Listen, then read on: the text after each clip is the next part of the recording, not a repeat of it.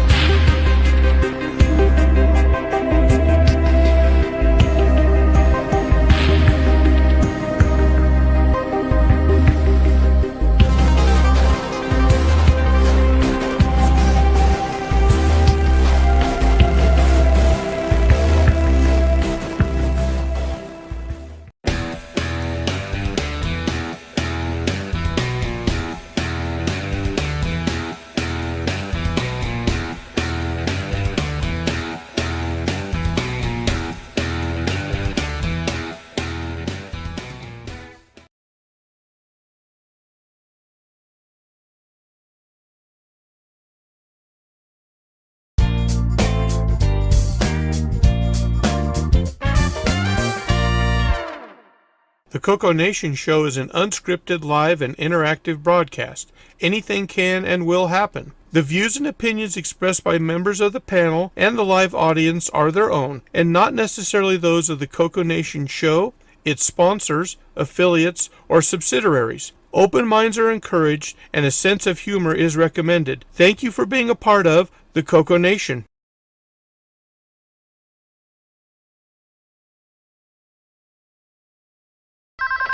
Radio Shack? Okay. What? The 80s called.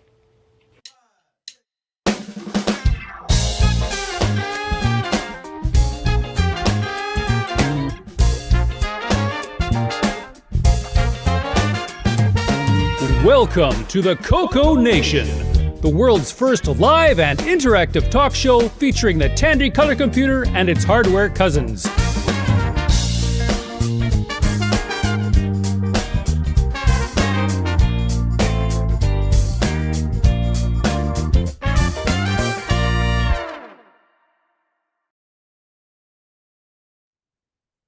Hello, everybody. Welcome to the CoCo Nation, episode 335. How we all doing? We're here. Doing well. Good, but busy.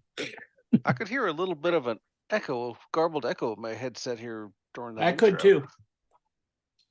That's kind Hang of on. weird. And we have some Diet Mountain Dew, Diet Dr. Pepper, and some coffee.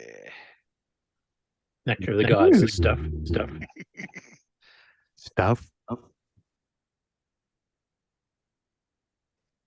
Okay. I was trying to see where the echo's coming from. Somebody's got it. I think it's only when you talk. I haven't changed any settings. Yeah, it's definitely you. That It's not you, it's me. No. I have no idea. Is this the technical rehearsal? No. Okay, tell you what, let's go ahead and do the introductions. Is it going on the stream that way too, or is it just locally to us on Zoom? I don't know, can't tell. Oh, there it's gone. Yeah, it's gone now. Okay. So I guess whoever just muted, stay muted. All right, let's see. Push this little button over here and all right. Top left-hand corner, yours truly, the monkey that pushes the wrong buttons. Next up, Patrick Euland. Howdy, folks. And Mark Overhoser. Hey there, glad to be here. And Ken Waters. Hello, everybody. And next up, Ron Delvaux. Welcome. In theme with his Max Headroom background. That's right. All right, next over, we got L Curtis Boyle. Welcome to the show, everyone. Okay, and then Bob Emery with the Northern Lights. Greetings and welcome. And Grant Leedy. Hello, everybody, and God help us all. What'd you do now? He must I know didn't do something. anything. What do you know? Oh, Chiefs. Yes, exactly. Okay, and then next up, we got Jason, CoCoMan.biz. That's right. I've got my Diet Dr. Pepper, although it looks like Ron Delvaux needs to try to find some new Coke. And This, Brian Weisler. Hello, all. Welcome to the show. Okay, then Kevin Holloway. Hello, everybody. And last but not least, Nick Marentes. Hello, everyone. Here we go again. Mhm. Maybe we'll get All it right. right. For some reason, we're here again. Yes. Yep. Let's see. First What's up, up? I think we have some project updates. Brian, what do you got for us this week? Curtis, did you want to make some announcement or do we? I can do it after this. Oh, yeah. I just want to do it near the top of the show. So Oh, you know, I didn't say hello to the chat. Hello to the chat. that'll give Brian time to get his camera stuff all ready. All right, let's see. We got in the chat. For those who are not already on the panel, we got Tom Eric Gunderson, random Facebook user, Peter Willard, Mark Siegel, let's see, Mikey, and who else? Eric Patrico Montero, Kevin Holloway. Oh, he's on the chat. Get rid of that thing. All right. Hello, everybody out there in the netherworld. All right. Brian, you ready to go? Sure. There we go. That's the right button. Okay. Well, the first thing I was going to show you guys is something I'd shown once before, but recently on Facebook, there a guy, Perry Duke, maybe his name might be Perry. He had asked a question about a joystick, if anybody had one of these and what they thought about it. And of course, Jason was quick to post, Brian, do you have one? and only one? And Only one, yes. And only one. So yeah, I did chime in on that one there and shared some pictures, but I thought I'd just share it on the show here. And I might flag him to come look at the show, and then he can see it here. So here, let me switch the camera. There we go. There was a company out there that made this joystick, A2D company, made this particular joystick for the color computer. This company, I can't remember the guy's name. When I posted some pictures, he actually chimed in, and he actually worked for this company back in the day. He did some, I think he did some advertising logos. He might have even been one that was involved with kind of creating this symbol. But this was a company that made joysticks for like RC planes. And you can kind of see the little bit of the similarity there. Let me go ahead and open this up here. I was just going to share these again. Some of you may have seen it before, but they come with a really nice long cable, metal-ended DIMM plugs. The color keeps changing. Is it gray or light blue? It's gray. Oh, okay. And oops, they got the symbol on the side here on the end.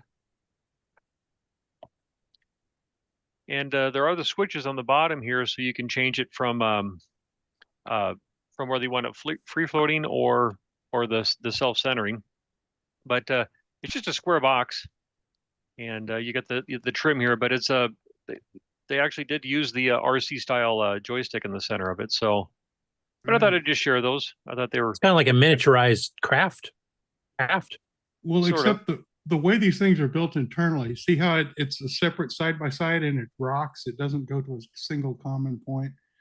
It's built like you could crash something into a house with it, or not. You know, these actually do have a little bit of weight to them for their size. Very, very impressive. Well, just looking at the DIN plug, I mean, that's like XLR mic level stuff. It's not; those are not cheap. Right. I don't remember these being advertised in Rainbow or anything. Does anybody else remember these? I think they were actually in the Rainbow, I believe. Okay, I think I did find an ad. I thought I did. Maybe I'm remembering wrong, but I thought I'd seen an ad. No rubber feet, right? No, they have. They're actually kind of molded. It's molded right into the case there. And do you know what these would have cost retail, and also what time frame were these available? Oh, well, that's a good question. I don't know. I'd have to go look and see if I could find the ad again. Let's see. Way to do your research, Brian. Well, yeah, I wasn't prepared for that question there, but let's see here. There is a sheet. There was a manual here, but general instructions. I was looking to see if maybe they might have stuck a date on here, but I'm just wondering if this was a competitor with Craft directly at the time, since there's a lot of the same features, but this looks like a more solid build. Yeah. Now, is this just a one button joystick? Correct. Yep. Okay. So does it have CoCo the 1-2 era? Does it have a 5 or a 6 pin DIN? It does have a 6-pin DIN on it. Okay. Let's see here. I don't see a date. This is just it's actually on a legal size sheet of paper, and they even have a little type-in program just to test the joystick. This is Apple users only, but I'm sure it could be easily modified. Yeah, David Craig in the chat saying Perry Dewick saw these in Rainbow ads, so they're definitely in Rainbow. I just don't remember them, I guess. I'll have to find that. So I thought I'd just bring those back out onto the show again. I think it might have been 2 or 3 years ago that I might have had these out. Okay, let's see here. The next thing I was going to show, I got kind of a little wide variety of stuff today. This was out on eBay, and I've been wanting to get a second one. I have one that I use for another machine, but I've wanted to get one. These work really nice also for the Dragon. And so this is Zipster's mini MPI that he made. So just picked up one of those, but I think we've all kind of seen those before. It'd be nice if he was to start making these again. I think they were really popular, and folks seem to really like them. But I'm trying to remember. He actually did have a couple things he released, like a batch of 6 or something recently. I thought this was one of them. Maybe not. Maybe it was the MC. Yeah, he's had the MCX 32, the SD for the MC10. He has his CoCo SDC, and those are still in stock. And then he had his he has CoCo DAC that he had 6 of those out there, and those have all been sold. I think right now the only thing he has is his SDC on hand. So Is that the external power supply there by your knuckles? Yep. It uses just a little wall power supply, 5 volts on the end here. And the switches are for? That's to set which one of these is primary. If you want it to be specific, like the slider would have been on the front of the regular MPI. Why is there 2? I think you can set the slot to. The second one I can't remember. I'd have to look at the instruction. I don't remember offhand. I know this is the slot select, and I'm drawing a blank all of a sudden on what the second one did. It doesn't need a power switch, right? No, there's Or no maybe power that's switch. it. No, there's no power switch. Because there is on a Correct. Tandy one. A Tandy one. Yep. So a quick check on Zipster's website. He has 13 CoCo SDCs available. And I will have to switch menus to see what else he's got. I thought the other switch had something to do with which slots it was, because there's only 2 of the Yeah, 4. because there's only 2, and like some software is hard coded for like the hard drive should be in slot 3. So I thought it was something you could flip that instead of being 1 and 2. I'm trying to remember. Yeah, I know one is the slot select, and the other one I don't remember what it was for. I'd have to bring up the manual again. Mikey says you could switch the second slot between slot 1, 2, and 3, and the other slot is always 4. There you go. Oh, there you go. Thank you. Thank you, Mikey. Saving us from reading the instructions. Correct. So don't you have to put some additional lift on it in order to use the Dragon? As I recall, the Dragon slot is higher off. I think you can just have to you can probably build up something on the feet here. But it's since it doesn't stick out that far, it actually would probably support it on its own. Yeah, probably since it doesn't stick out that far. So yep. And then the Just same put a seller, coaster under it. There you go. And then the same seller also had one of Zipster's CoCo PSGs. Yeah. And this is something I did not have, and I've been wanting to buy one, but he never had any in stock, so I picked up one of these here. The 512K flash on it's really nice. You can load cartridges on it and then do stuff. Yeah, because that's like a big combo card. It's got like a sound chip, 2 joystick ports, and the flash RAM, right? Yep, it has the YM 2149 Yeah, it's like sound chip in it, and it has the 2 joysticks. Now these you have to program. You can't just use a regular program to do it. You have to have your program would have to be modified to recognize these, from what I understand. Those are actually just discrete I/O because he's using 6522s, I think. And so, or actually, they go in the AY. Sorry, the AY chip or the Yamaha equivalent has the input. So they're just digital. They could be anything. You could use it for a data collector. You know, put some buttons on it and hook it up to something. So, or you can program it to read an Atari stick. Okay. And as Mark said, it has the 512K of flash, and it also has 512K of RAM that can be used as well. And then this is just your audio output right there. So I haven't had a chance to play with this yet. He does have a few test things out there on his site that you can use, you can download to test this. Brian, do you only have one computer set up, or how many do you have set up so you can test stuff when it comes? Just one right now. So you if you get something for a CoCo 2, you'd have to set up a 2? Yes. Yep, I just have right now I just don't have the space like I had before. So we understand.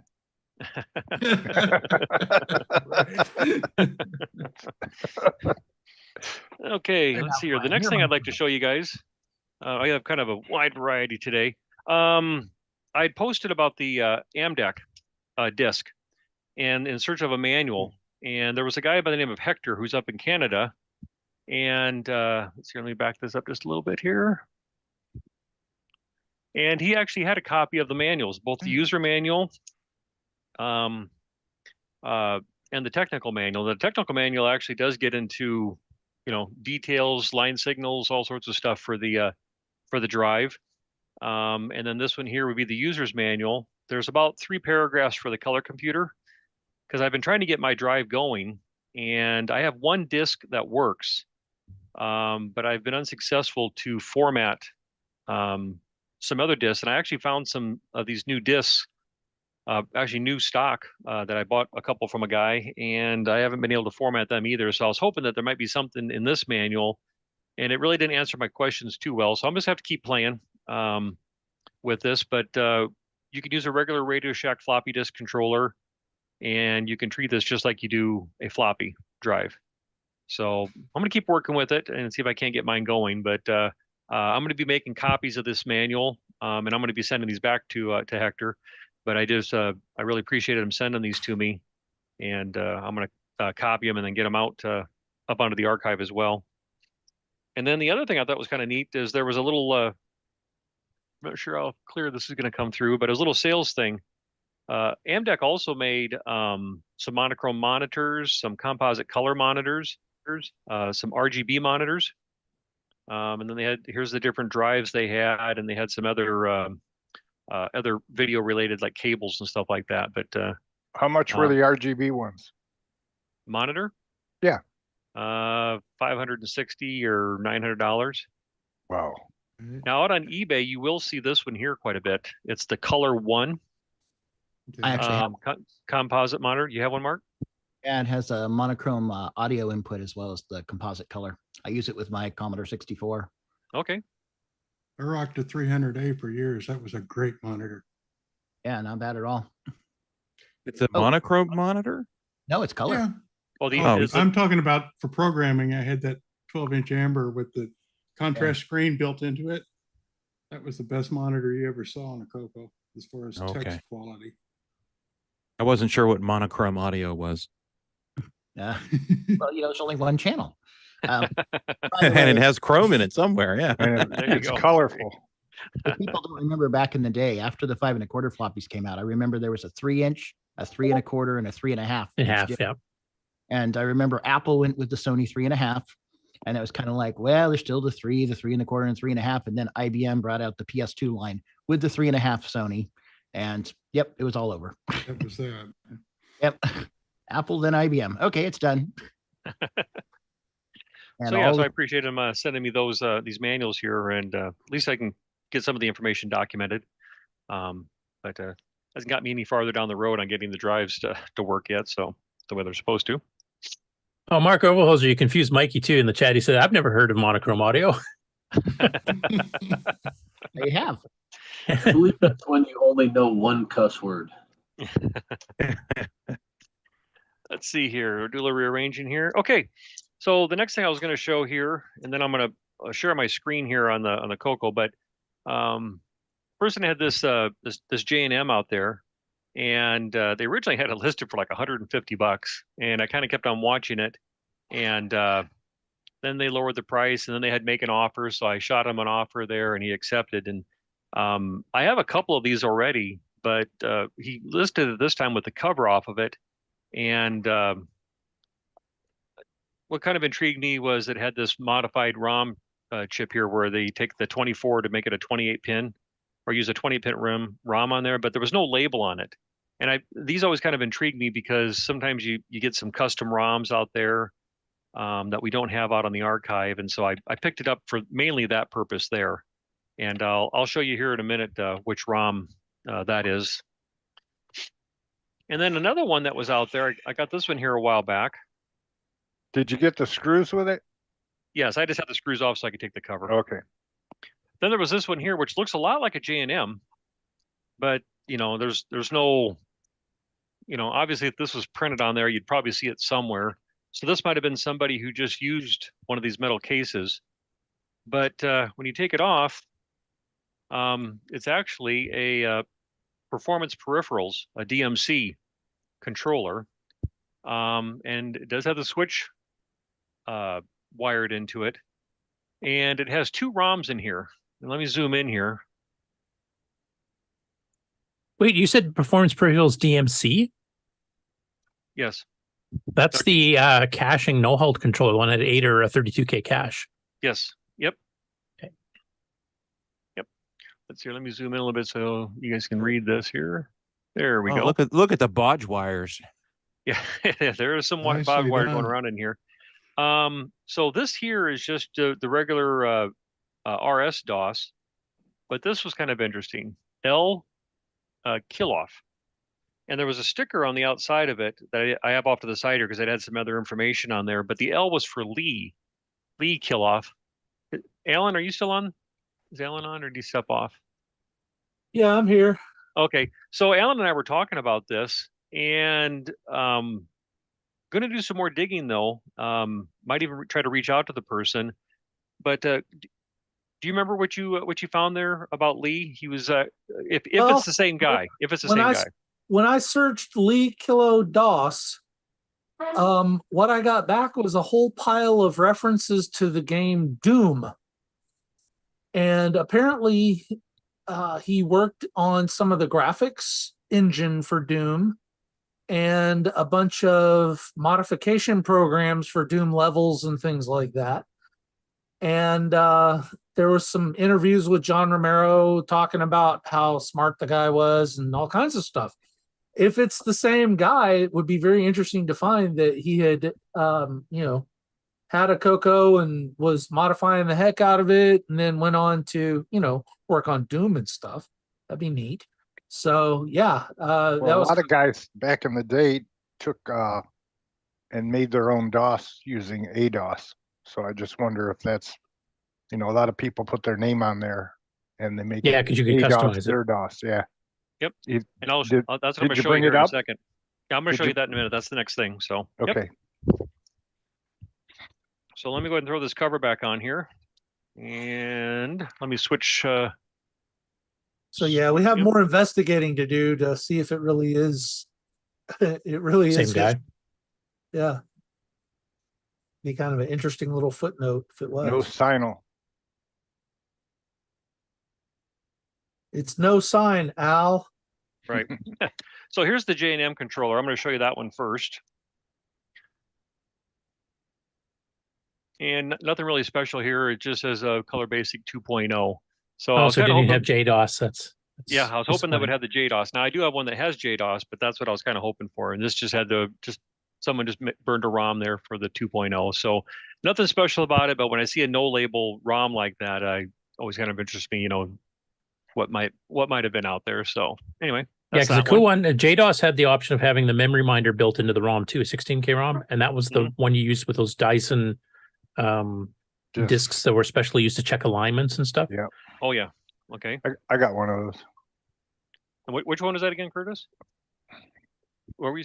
Oh, that's JDOS, the 16K version, because it has the entire memory minder disk diagnostic. Okay. You hit break or something, and a menu comes up. Yeah. Okay. And it's actually requires a special disk that you can't duplicate with even like grease weasels and stuff. From what I understand, you have to have this manufactured by Dyson for testing alignment and all kinds of things. Yep, and I have a couple of those discs. That's why I was kind of asking, because maybe I'll look at getting one of those set up there so I can use those discs a little more effectively. Okay, so here's that Keeloff one. Let me go ahead and get that one in here. So there was two ROMs in there, as I mentioned. Let's see here, get this all the way in there. There we go. So with the switch in one position, we get this here. So it's what you'd probably the 1.1 disk basic. Yep, yeah, the 1.1 disk basic. So let me turn it off, and then here's his custom ROM. So it boots up into a black screen with white text, and I believe this was actually made specifically for the Color Computer 3, because this is what this is in. It's in width 40 mode. With 80 actually. 80. Yeah, look at that clear 80 column text. Yep. Do control down arrow C. Do you don't have anything in the drive, do you? Or, no, I don't have a drive. I don't have a drive. Or type in cat C-A-T. Enter. Okay.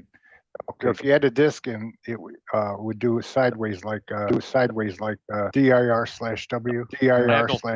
We get an echo again. Yeah. I have no floppy drive hooked up to this, Ron. I gave you a syntax error anyway. Right. So this is not an ADOS derivative then, because it doesn't have the ADOS language extensions. Okay. I like how it says disk extended color basic 3.2. Yes, Right. the three. Yeah, it has the 3.2 on there, and then it has by Lee Keeloff there. So So what We might have to get you to dump the ROM in that thing. I already did. I pulled that this morning. Oh, okay. And Tim Linner, I was going to send it to him. He was going to use a comparator to kind of compare and see, because it looks like he modified, because it says the Microsoft and Microware systems there. Yeah, but like Ron had the right idea to try some of the ADOS 3 commands, because you were allowed to customize the boot screen in ADOS 3 or ADOS 3 extended all you want. Mm-hmm. But some of the commands that he built into ADOS are not working. You just got a syntax error. So Right. it's not an ADOS 3 derivative, then it's something else. But he doesn't have any drives hooked up. Yeah, but it wouldn't know that. It still should have went out and tried to find it. Yeah, you should Yeah, it wouldn't be a syntax error. It might give you like an IO error or something, but it doesn't even recognize the command cat doesn't exist. Did it use cat or dir? ADOS. Cat. ADOS used cat. ADOS did both. Yeah. All right. Cat was a multi-column one, wasn't it, Ron? Yeah, it's to go sideways, like dir/w on a. Yeah, so you get multiple columns of file names. Right. It also had commands like fast and slow for changing the CPU speed and a whole bunch of stuff. Yeah, and if you burned it, you could burn it so that your drives work faster. Yeah, like 6 millisecond track, double speed poke built in. So, welcome, Amy, in the chat. Boy, you must be bored today. So I thought that was kind of interesting. So, like I said, I might see if I can't reach out to the guy and if he's still around, and maybe might find he's the same. Yeah, and we'll have to bug Tim because I'm really curious what this ROM is based on now. Now, you said this was in the DMC controller. That's the Sardis Performance Peripherals one? Yep. Oops, here. Now, here's what a regular JDOS one might look at right here. So. Yeah, I had 1.2 when I still had my J&M controller, but that's way back. I don't have it anymore. Let's see here. Now let me switch cameras here. What else are they going to show you guys here? Okay. One last thing to share. Let me go here. Get this out of the way. There we go. Move this. Need to make a little bit of room here. You can go right there. Okay, so I got another big box. There we go. So here's the box that it came in. You guys all recognize those. Let me get inside this box here. Now that we have the boring screen up there of just my simulated wood grain. We can see it's an 80 or Ooter. It's a genuine 80s scene. Genuine imitation wood grain. There we go. So yeah, so a 4K computer here, color computer 1 here with this keyboard. That's the main reason why I got it there. Does anybody recognize that model of keyboard? No. Yes, that is the Micronics. Their first one, the Professional, I think. The Professional, yep. Let me go ahead and because it has the function keys in really weird spots. Yeah. They later did another version for an extra $10. It actually repositioned the keys to be more standard CoCo style, but still had the extra 4. Oops, come on. Walk off. It's got a rainbow colored banner. There we go. Rainbow colored ribbon cable. Yeah. Yeah. Microtron. Okay. Microtron, and I believe this, like you said, this is the Professional one, which had the which had these keys here. I think the other one then had another set of keys over here, if I remember right. The other one. Yeah, they repositioned things to be in the proper places because here they kind of shoved a few keys sideways that screwed people up.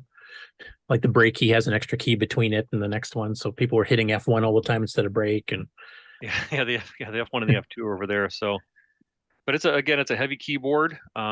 It's a circuit board, metal frame, and then the keys. You can see them there. They're snapped into frames. Holes that would be on the metal frame. Would that be mechanical or still have a membrane? No, they're mechanical. I'm pretty sure. Mechanical. Yeah, these are individual switches. These are about $80 when they first came out, and they came out in late '82, like the fall. And it was the very first official replacement keyboard third party for the CoCo that I remember seeing. The HDLs and stuff didn't come out for another year or so. So yeah, this is one of them that I didn't have. So that was the main reason why I picked this this particular color computer up that was listed out there was to grab the keyboard. So They used to have full page ads, and they used to have a girl that worked there that would, model them up, and her name, they said like, order yours from Josie today or something like that. That was part of their ad campaign. I'm not sure if I That was saved it. the I know what 80s. ad you're talking about. Yeah, I looked it up there, and it has a girl, and she's holding I'm not sure if she's holding just the keyboard or if she's holding a CoCo with the keyboard in there. I think they CoCo the keyboard in, if I remember. No one And then they had the actually two saw versions, $10 difference. One would have the wacky keyboard layout, and the other one would be more standard, and they charge you an extra $10 just to move the keys back to where they were in the first place. And the ad looks like it was like a copy, and then they put it on the copy machine and made a copy, and then made another copy because it's so washed out. It's hard to see any detail. You really can't even see the keys. The only way I could kind of tell that was this one was you can kind of make out the keys here, but it basically was just the arrangement of the keys was the only thing. And then, of course, then once because I was trying to figure out which one it was before I purchased it online, but then after I saw this, then that confirmed it there. But yeah, St. Louis, Missouri.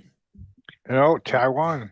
Made in Taiwan. All the good stuff is made in Taiwan, right? So anyway, We have to remember- Mark Siegel saying in the chat here, not official RS, not so. I did not mean officially RS, so that I just meant it was officially a replacement keyboard for the CoCo, because before that, people were hacking in Model 1 keyboards and even Model 3 keyboards and Mere keypad as a project where you'd cut the case apart and mount it and do all this custom wiring. This is the first one that was sold ready to go for the consumer. That's what I meant. Right. Not that it's sold by Radio Shack. It never was sold by Radio Shack. First third-party keyboard.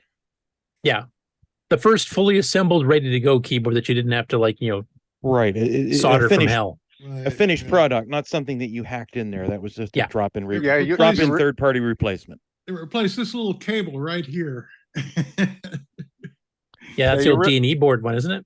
Yeah, I believe so. You really need a good keyboard to program. Yeah, the pins 4K. that come out to the motherboard. So yep. Yeah, that this just dropped right this in. It's an e-board. Yes, it is. Yeah, so it just dropped right in. And the other thing too that you probably saw some cables kind of stuffed in here. So I guess just kind of as a side note, this does have a whoops, there it is. It has a composite video. It has these really small little wires. This was actually one that was manufactured. This wasn't like a user built one, because I've seen some of the other ones like this. They have these real small multicolored wires that go and tap in down below, and then here's your audio, and then you got the two jacks coming out of it. So did you fire this up? Not yet, no. Do you think it's upgraded? You don't think it's 4K still, do you? No, it is not. It's not 4K. I think I saw the jumpers on this one here. It had already been jumpered up to, I think, maybe 64. Okay. I think by the e-boards, they didn't make 4K machines anymore. Because my thought was, why have a new keyboard on there if you got 4K and you're e-boards were only sold to 16 and 32K, though 32 was really 64, kind of. Well, unless I don't know, because I was just going off the label up here. It said 4K on it. Oh, okay. Yeah, because no, wait, sorry, the e-board did have 41632, didn't it, Bob? I don't remember really, but the D was 4 and 16 only. Yeah. The E I think was 4 1632, and the F was 1664. I think I'm getting it mixed up. What's the 26 number? There were still people paying for them. They would sell them.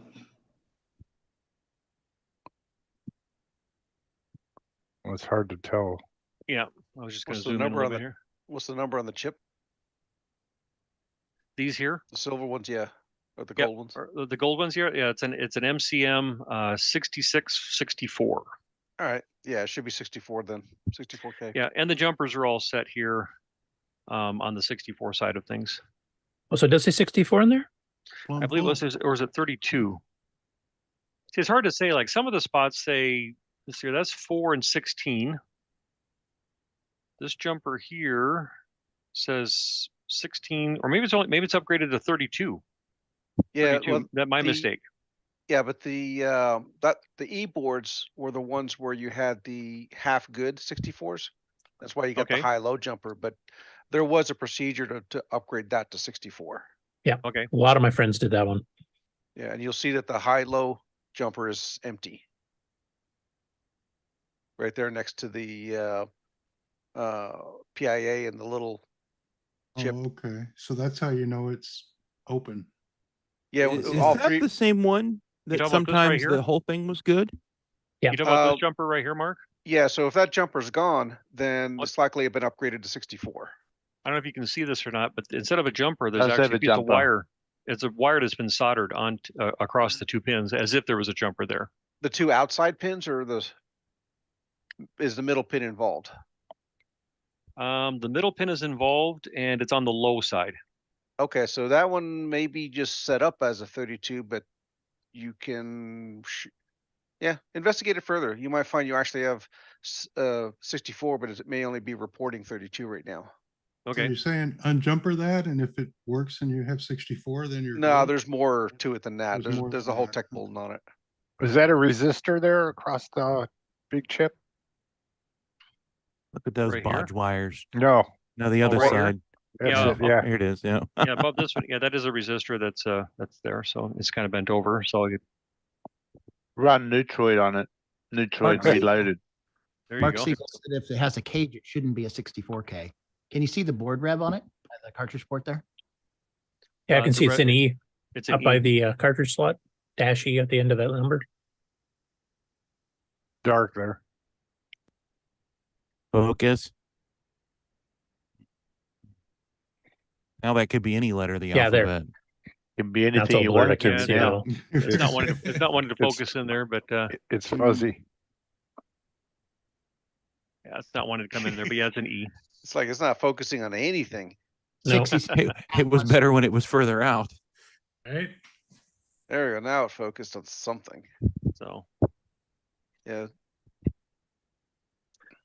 but anyway, yeah, the main thing was the keyboard. But yeah, I haven't had a chance to power this one up yet. I will. Just haven't had the opportunity yet. Is there anything else anybody wants to see about it? Yeah, what's the 26 number on the back? The 26 number on the bottom? Catalog number. It should Yeah, the be, serial number. If 26 something. and the serial number. It's a 3001, and the serial number is 49,270. So So if I it's recall, early. 3001 started off as a 4K. Right. It's So early. it's been Which is why the upgraded. badge still says it, which means I'm guessing this would have been a third party upgrade because wouldn't have Tandy replaced the little RAM badge Yeah, if they upgraded it? yeah. They did on my friend's e-boards that got upgraded 32. There was never a 64 little square thing, was there? No, No. not that I know of. No. That same badge was also used on the models 3 and 4. So they made 64 and 128s that fit those machines. But did they ever officially put a 64 in a CoCo? I don't remember seeing I don't those. think so. Let me look on mine. I just remember seeing 4, 16, and 32s. Right. Yeah, mine's got a 64K badge. But did you do that yourself because you worked there and you could steal them? No, I inherited this one like this. Oh, okay. Badges? Yeah, 'Cause we don't I've need never, no I've never sticky seen one badge. up here in Canada. Maybe we didn't do it in Canada. I don't know. Well, he who I inherited this from also worked at Radio Shack. Ah, This Oh, is wow. an American version. He was in the bench next to me.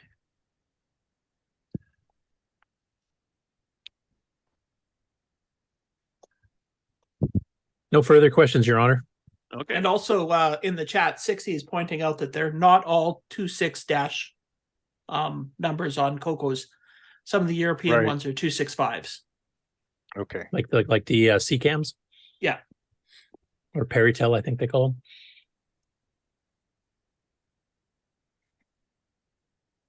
I do have one thing I can show you real quick on a comical note if you guys want to. Sure. Only because it's this will take just 2 minutes. I wanted to show you what an $1,800 CoCo 3 looks like. No. Was that the one that was on eBay for $1,800? No. Yep, this is what an $1,800 CoCo 3 looks like. You bought that for 1,800? Have you been watching Facebook, Ron? I saw it, but I didn't Okay. think it ended. I think we need to have an intervention. Were there gold bars inside? So anyway, on the bottom of this thing here, if you look at the listing, there's a listing out on eBay right now, and there's a lot of speculation as to why it is. The bidding started at $300, And this thing has climbed all the way up to 1,800. And there's some people have some theories as to maybe what's going on. And it's probably not legit. But or mental illness, one of the two. Right. Yes. And this is what this is the CoCo 3. This is the Canadian version of it. So I it can has recognize the French. Yep. So you got the French on there. You got everything's kind of duplicated, and it says even down here about that it was for Canada and stuff like that. But this one's obviously not in mint condition as the one out on eBay. States this one here is a little bit yellowed, but like the one on eBay, I'm not going to bring the box up here, but the box was kind of cool because it was a taller box than your regular CoCo 3 box. Does that have the mesh under the grid? Yes, under it the does. vents? Yep, it has the mesh right here. Yep. Oh, okay. It was kind of hard to see from there. Yep. I take the cover off, but the warranty label has not been broken on this one. So it's quite yellowed. It's probably going to stay that way for a while. Needs a little bit of cleaning up though. But the boxes on these were kind of neat. It was a taller box. It actually had some foam around the outside of the box, and the manual sat flat in the box. And then there was another sheet of styrofoam that went over that. Then the CoCo sat on top of it. So the box is about an inch and a half taller than your regular CoCo 3 box. But I tell you, if someone is actually legitimately, and if there's no shenanigans going on with this listing, and someone pays $1,800 for it, I certainly like to have them step forward and explain why. I've got a bridge in Manhattan. I got two questions for you. So, if you buy a Color Computer 3 and it's been upgraded at the factory, wouldn't they put a warranty sticker back on it? And sometimes don't they put it over top of the old one, or sometimes don't they take the old one off and just put another black one on? Well, they would though, but I'm not sure. Did Tandy ever factory upgrade CoCo 3s to 512? Yeah, they have. No, in the They shop didn't we sell them would, as but not- 512s, but they would do the upgrade. Yeah, but they sent them off to the repair center for upgrades. They didn't do that at the factory. We had a computer center in Rochester, and they did them when they put the Tandy AXX, whatever it was said on there, Tandy 512 in it, and they would put the sticker back on, wouldn't they? We had. Did you look inside and see if this has? That's we had kind of repair the point. stickers. I've never seen a 512K upgrade that had a regular part number. They were all that AIXX or AXX number. They weren't regular. So that kind of implies that there never really was a regular 512K CoCo 3. Right. It had to always be upgraded, right? You had the special part that would make it that, but there never was one, was there? I mean, no. Yeah.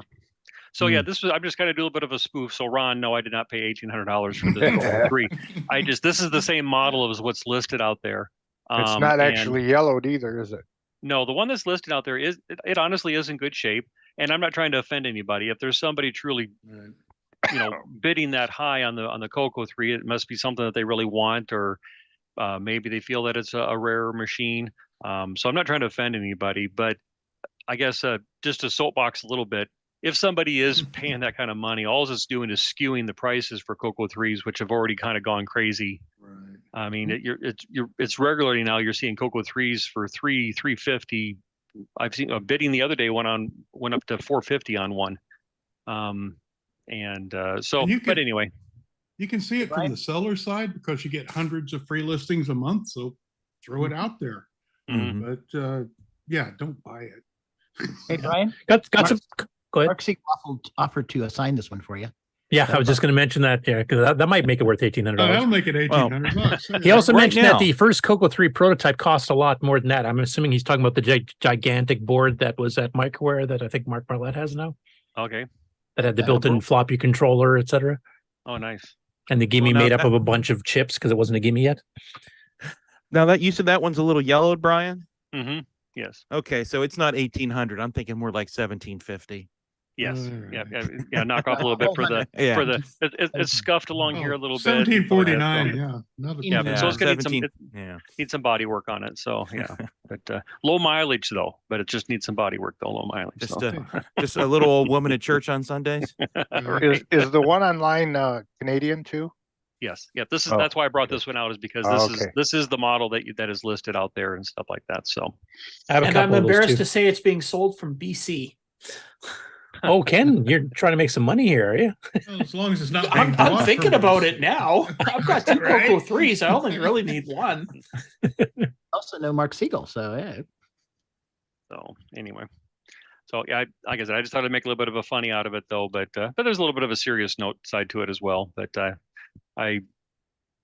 it's just kind of odd to see that kind of a listing out there. So, but we'll find out. The auction ends today, so if anybody wants to bid on it, you don't have much time. Is it pretty much? Can you conclude that all the Canadian ones had the cloth underneath the mesh underneath the grill? Yeah, yes, that was mandatory. Yep, that's a common thing that you see with them. How about on CoCo to get CSA approval, which is our equivalent of the, I think it's CSA, to get the equivalent of the FTC approval in Canada, you had to have that shield. That's how you couldn't stick all those Canadian pennies in there. What about CoCo 2s? I believe they did. I think so. I don't have one. Ken, do you know if the CoCo 2s had the mesh? I don't have any they did. Canadian ones, I don't think. Do I? I thought Shane's was. What? Let me go check. So, but anyway. I never had a CoCo 2. I jumped straight from the 1 to the 3. So Really? You never had one? nope. My one was running fine. So already upgraded 64K and stuff. So why would I replace it? Plus, it was running my BBS. So I couldn't really take it offline. But why does anybody do anything? I was busy buying drives and stuff like that. So Right. Are we just?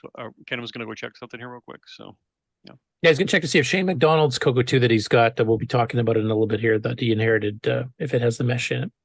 Oh, okay. I'm on my edge of my seat. And like I for said, that I'm not one. trying to offend anybody. If there's somebody truly out there that's bidding on that one there, I'm not trying to offend anybody. It was just kind of an oddity to see that. But congratulations on being rich. I would say that. There is no mesh on my Canadian CoCo 2.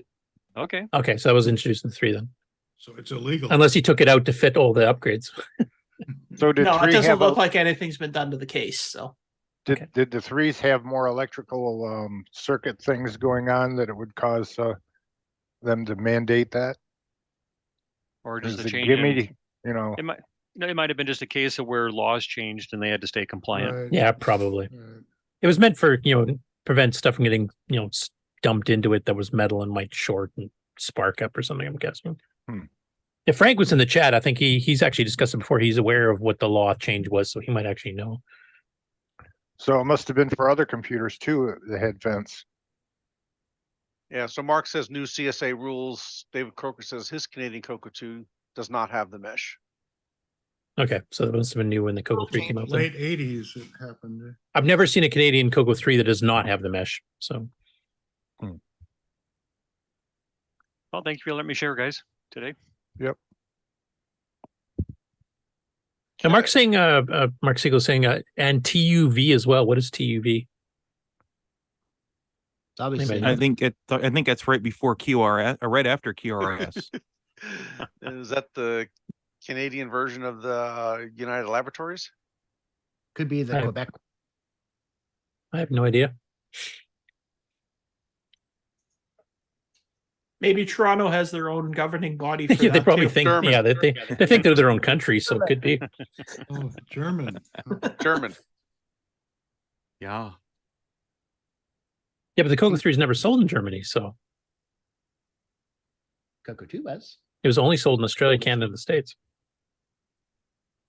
So Julian Brown's agreeing, German standards, Mark, so maybe they had to implement it in CoCo 2's there late in CoCo 2's life, I don't know. The umlaut. Didn't the serial number, wasn't it a lot longer on the American ones than the Canadian ones? It seemed like they had more I digits. think they were all 6 and 7 digits, weren't they? I can't remember which one of the two, but one of those. CoCo ones were 5 digits, if I remember. Yeah.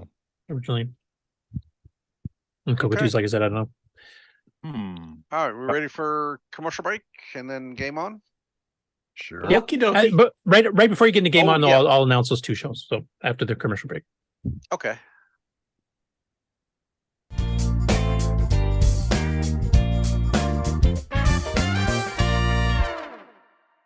Hey, Amy. Hey, Taylor. We're watching the CoCo Nation Show. Yeah, we are. Woo! You should too.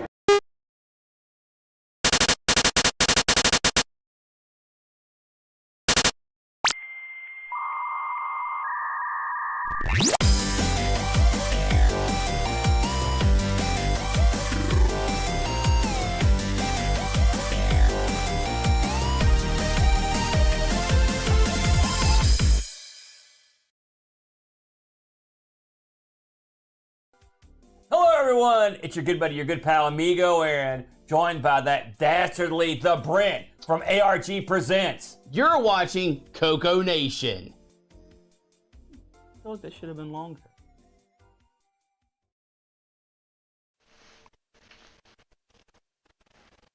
The CoCo Nation Show would like to thank the following patrons: Alex Gayer, Brendan Donahue, Brian Walsh, Brian Weisler, Kieran Anscombe, Coconut Bob, Daddy Burrito, Diego BF109, Don Barber, Eric Canales, Glenn Hewlett, Graham Wabke, Grant Leedy, Henry Strickland, Justin Larson, Ken Reichard, Kevin Holloway, Patrick Euland, Paul Fiscarelli, Paul Shoemaker, R. Allen Murphy, Retro Tech Time, Rob Inman, Rocky Hill, Steve Batson, Terry Steege, TJ B. Chris, Tom C., Tom Gunderson, Tom S., and William Athing. Thank you so much, patrons.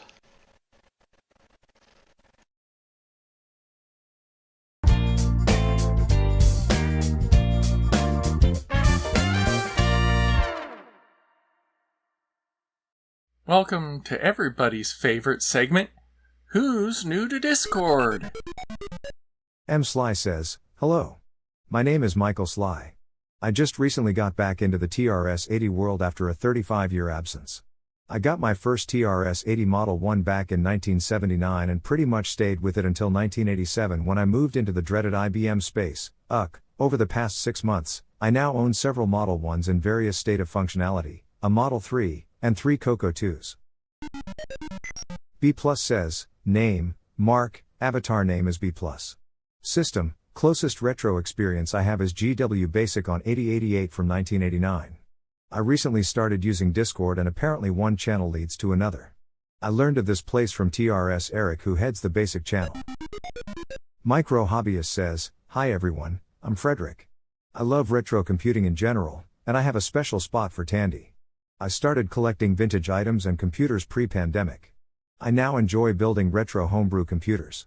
I started a little YouTube channel showing my creations. Astra Bleem says, howdy folks. It's Chad D. I love Tandy and Radio Shack computers. I have a Tandy 1000EX and a CoCo 3. DJoss_500 says, hi all, I'm Derek O. Some of you might know me as one of the mods from the large Radio Shack Facebook group, and creator of various adapters for the Tandy 1000 line of computers. I'm fairly new to the CoCo. I got given an empty CoCo 3 shell with keyboard before COVID, and built it into a CoCo Pi 3. P.S. I'm an Aussie living in Melbourne. Nerf Herder says, I am Jamie from Melbourne, Australia. I have a Dragon 32 and CoCo 1, 2 and 3, all PAL models, but I'm into most 8-bit retro computers. I mainly enjoy gaming on them and enjoy comparing games across different 8-bit systems. Richard A says, hello, Richard A, into Sinclair, Commodore, Atari, MSX and Tandy computers. Mostly like hacking the hardware a bit, writing assembler to make it do unusual stuff. The previous bios were edited for time. Thanks to Alex Gayer, Boysen, Glenside Computer Club, Paul Fiscarelli, Paul Shoemaker, Tandy Color Computer 3, and the CoCo Nation patrons for boosting the server. Please consider joining Discord and visiting the welcome section to read these bios in full and see what the community has to offer. Just go to discord.thecoconation.com. See you on Discord. Okay, before we go into the Game On Challenge results, Curtis, you have some upcoming events to announce, right? Yeah. Flash over there. I think I've got one of them up on the screen here. I got it here too, so. So the first one is the first Bay Area Tandy Assembly meetup. So this is kind of a branch off of Tandy Assembly. This is being done as an experiment to see if they're going to get enough interest to actually have a full-blown show in the future, sort of a Tandy Assembly West. And there's a couple of updates actually to this. So you can see on the screen here, it's November 4th, 2023, between 2 and 5 p.m. So it's just a meetup for this first one, hosted at San Francisco State University. There's a QR code you can use to sign up. They've got some guests already listed. So they got Arthur Gleckler, who's the author of the game Weird on the Tier City Model 1 and 3. Lawrence Kestalut, author of Tier's Tools, Tim Mann of XTRS, Michael Wessel of Talker 80, and Arno Puder is also the organizer of the event of Tier's IO and Pocket TRS. I've also just gotten notified by Michael Furman that he's going to be doing a lightning talk about CoCo Flex as well at the show, and he's attending, obviously. So maybe we can get a follow-up from him after, see how the show went. But yeah, it's their first shot at it. They got over 20 people, I think. Let me get the exact quote here, because Arno actually just posted an update.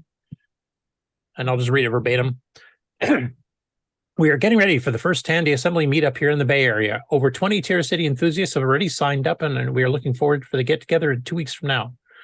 We will have a round of lightning talks where people can talk about their favorite machine, which is going to include Mikey's Flex one. Some will bring their vintage hardware. I will keep everyone posted on this channel. Exciting.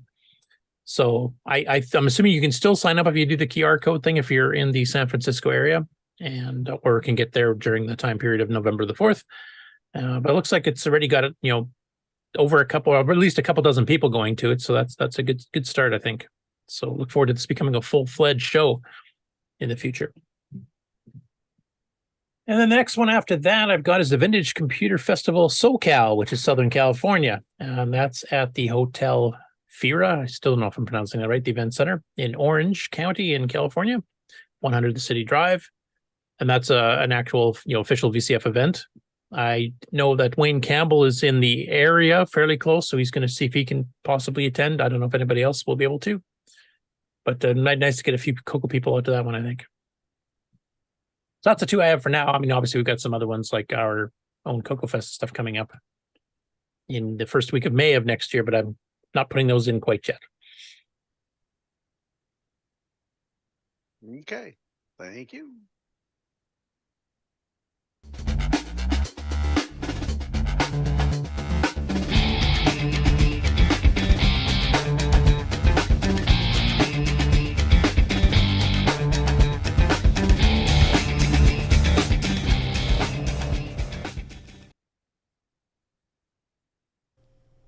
Welcome everybody to the CoCo Nation Game On Challenge of the Week Results video. This week we played Dungeon Raid. We had a total of 17 players, and they were C. Duras with 2825, Sloopy Malibu 2950, Coconut Bob 3200, Exile in Paradise 3500, Mr. Dave 6309 3550, Mark O 3725, David Ladd 5850, Canadian Retro Things 7250, Shenley 7925, Ed Rhodes 8775, Nerf Herder 12,525, Jim Rye 13,400, Sabhead 14,375, L Curtis Boyle 16,475, Buck Owens 22,250, Tasman 29,600, and this week's number one score belongs to Buck Owens. Kieran with 32,050. Thanks everybody that played. We'll see you again next week. Not surprising that a European placed first in this game. I do have a question though. Is Nerf Herder scruffy? I have no idea. He just Like a joined the scruffy Nerf Discord. herder. So yes. We all get your Star Wars reference. Yeah. Star Wars reference. Yeah, so I don't have any articles on that because the game was only released in Europe, so there's none of the American magazines that I'm used to have any articles about it. Although I did see one thing that was interesting in an ad for it. It's available for the Tandy color computer 16K and the Dragon 32. So there was a Tandy version of it, but it just was over in Europe because they spelled color right.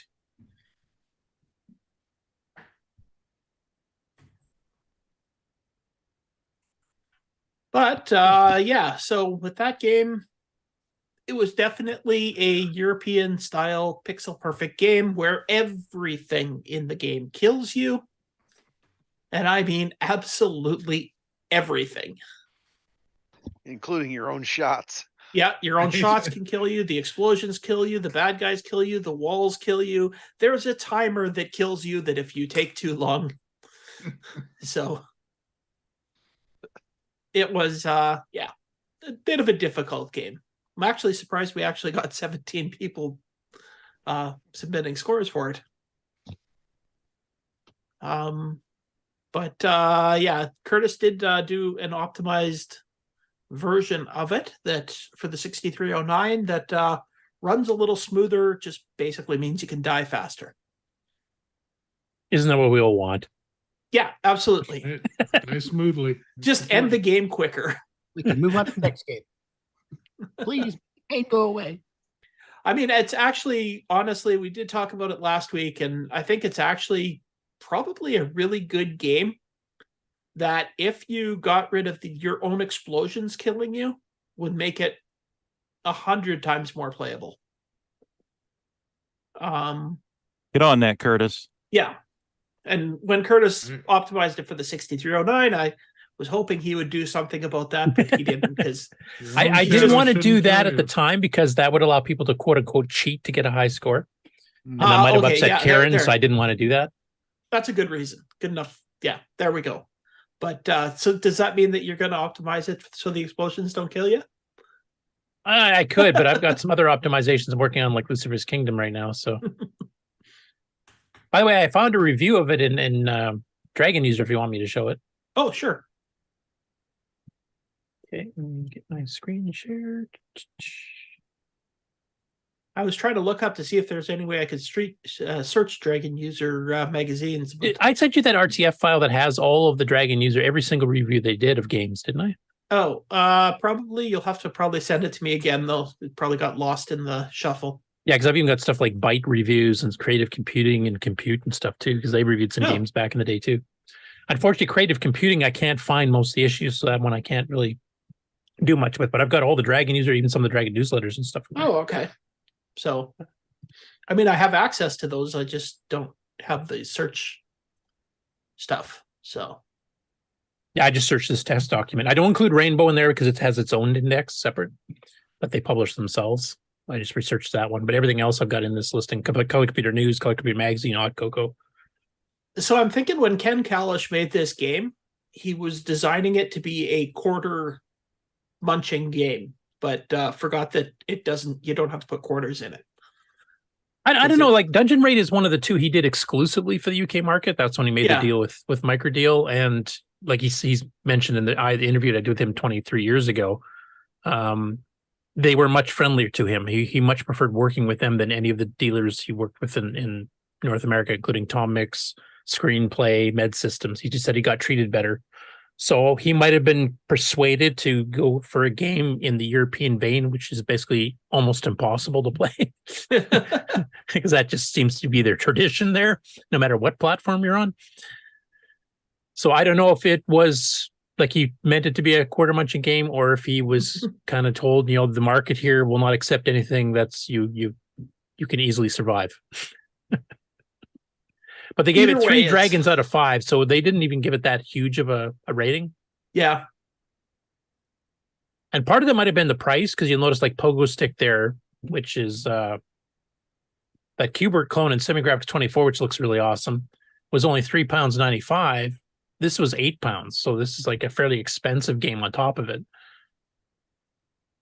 I'm wondering if they had to pay any kind of royalties to River Raid for it, or to use the idea. Yeah. I mean, the review here that it's not really a good review per se. It basically explains what the game is, what it has for features, and doesn't really, except for the 3 dragon rating at the bottom, it doesn't really say what's good or bad about it. So it's more of a synopsis than a review. Yeah. But I mean, the rating system is the one thing they do have. Like if this other game here is only 1. What was that one? Snow Queen. They're not impressed with Snow Queen. Oh, look, 1, 2, 1. So 3 is pretty good. There's a 4 for Pogo Stick.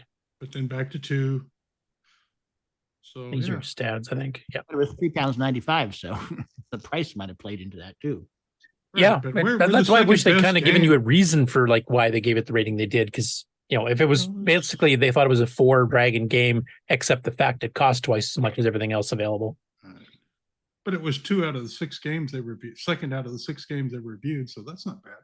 I mean, it scored well by their scoring. But just looking nobody at some can of the ever other get ones, 5, right? looking at some of the Here's other Caterpillar reviews, they 2. did, That was £8 too, and that was on that's a Tom Mix game. That's their second version of Caterpillar Attack.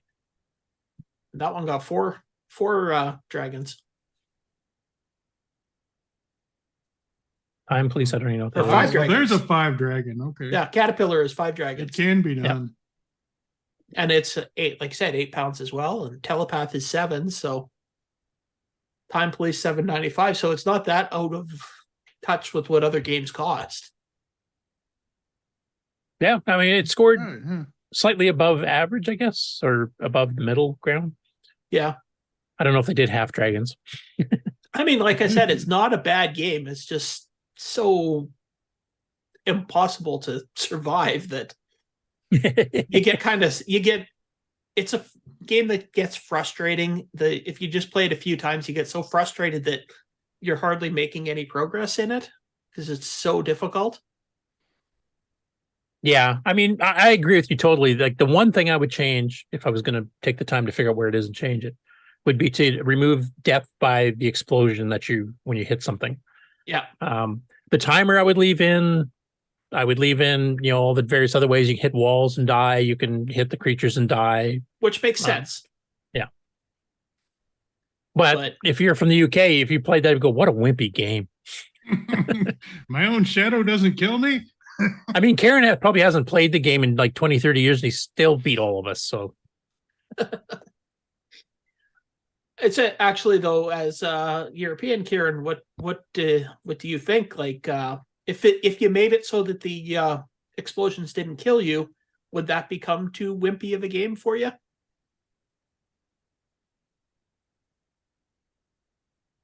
Yeah, Karen has one comment. He says, I played a lot of this and Buzzard Bait on the train into work once X4 ran on the DS. Oh, he has played it recently.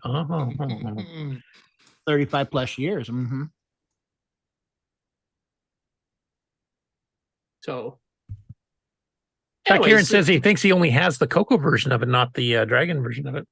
Mm-hmm. I know the game is good, just a little difficult for us poor wimpy North Americans that just aren't insane. Yeah, he says he thinks it's a hard game anyway, so even if the explosions didn't kill you, it would be still. I don't know about that because I would say up to the European standards of hard.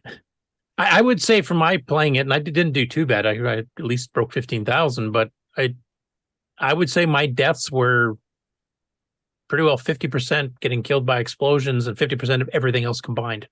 Yeah. So I would say it's that does make it more difficult.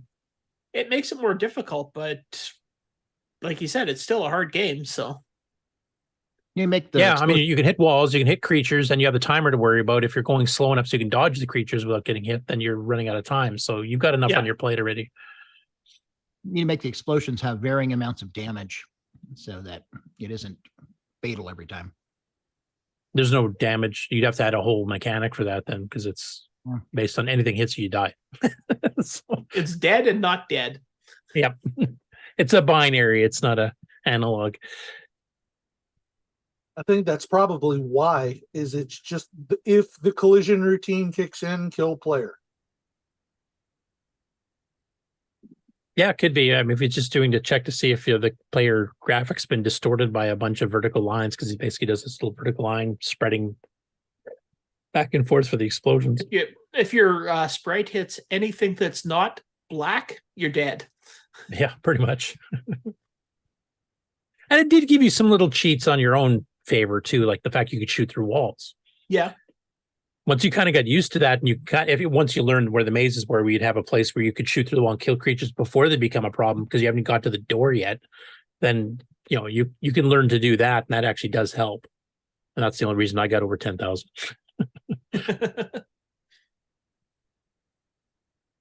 Anyways, an extremely hard game that has potential. And Miko's Retro Gaming, I'm not sure if that's Boat or Aaron or Brent, says, "Ha, welcome to my world. Those Europeans like their games brutal style." Because they play Spectrum and Amiga stuff. It's a lot of European games. Same problem.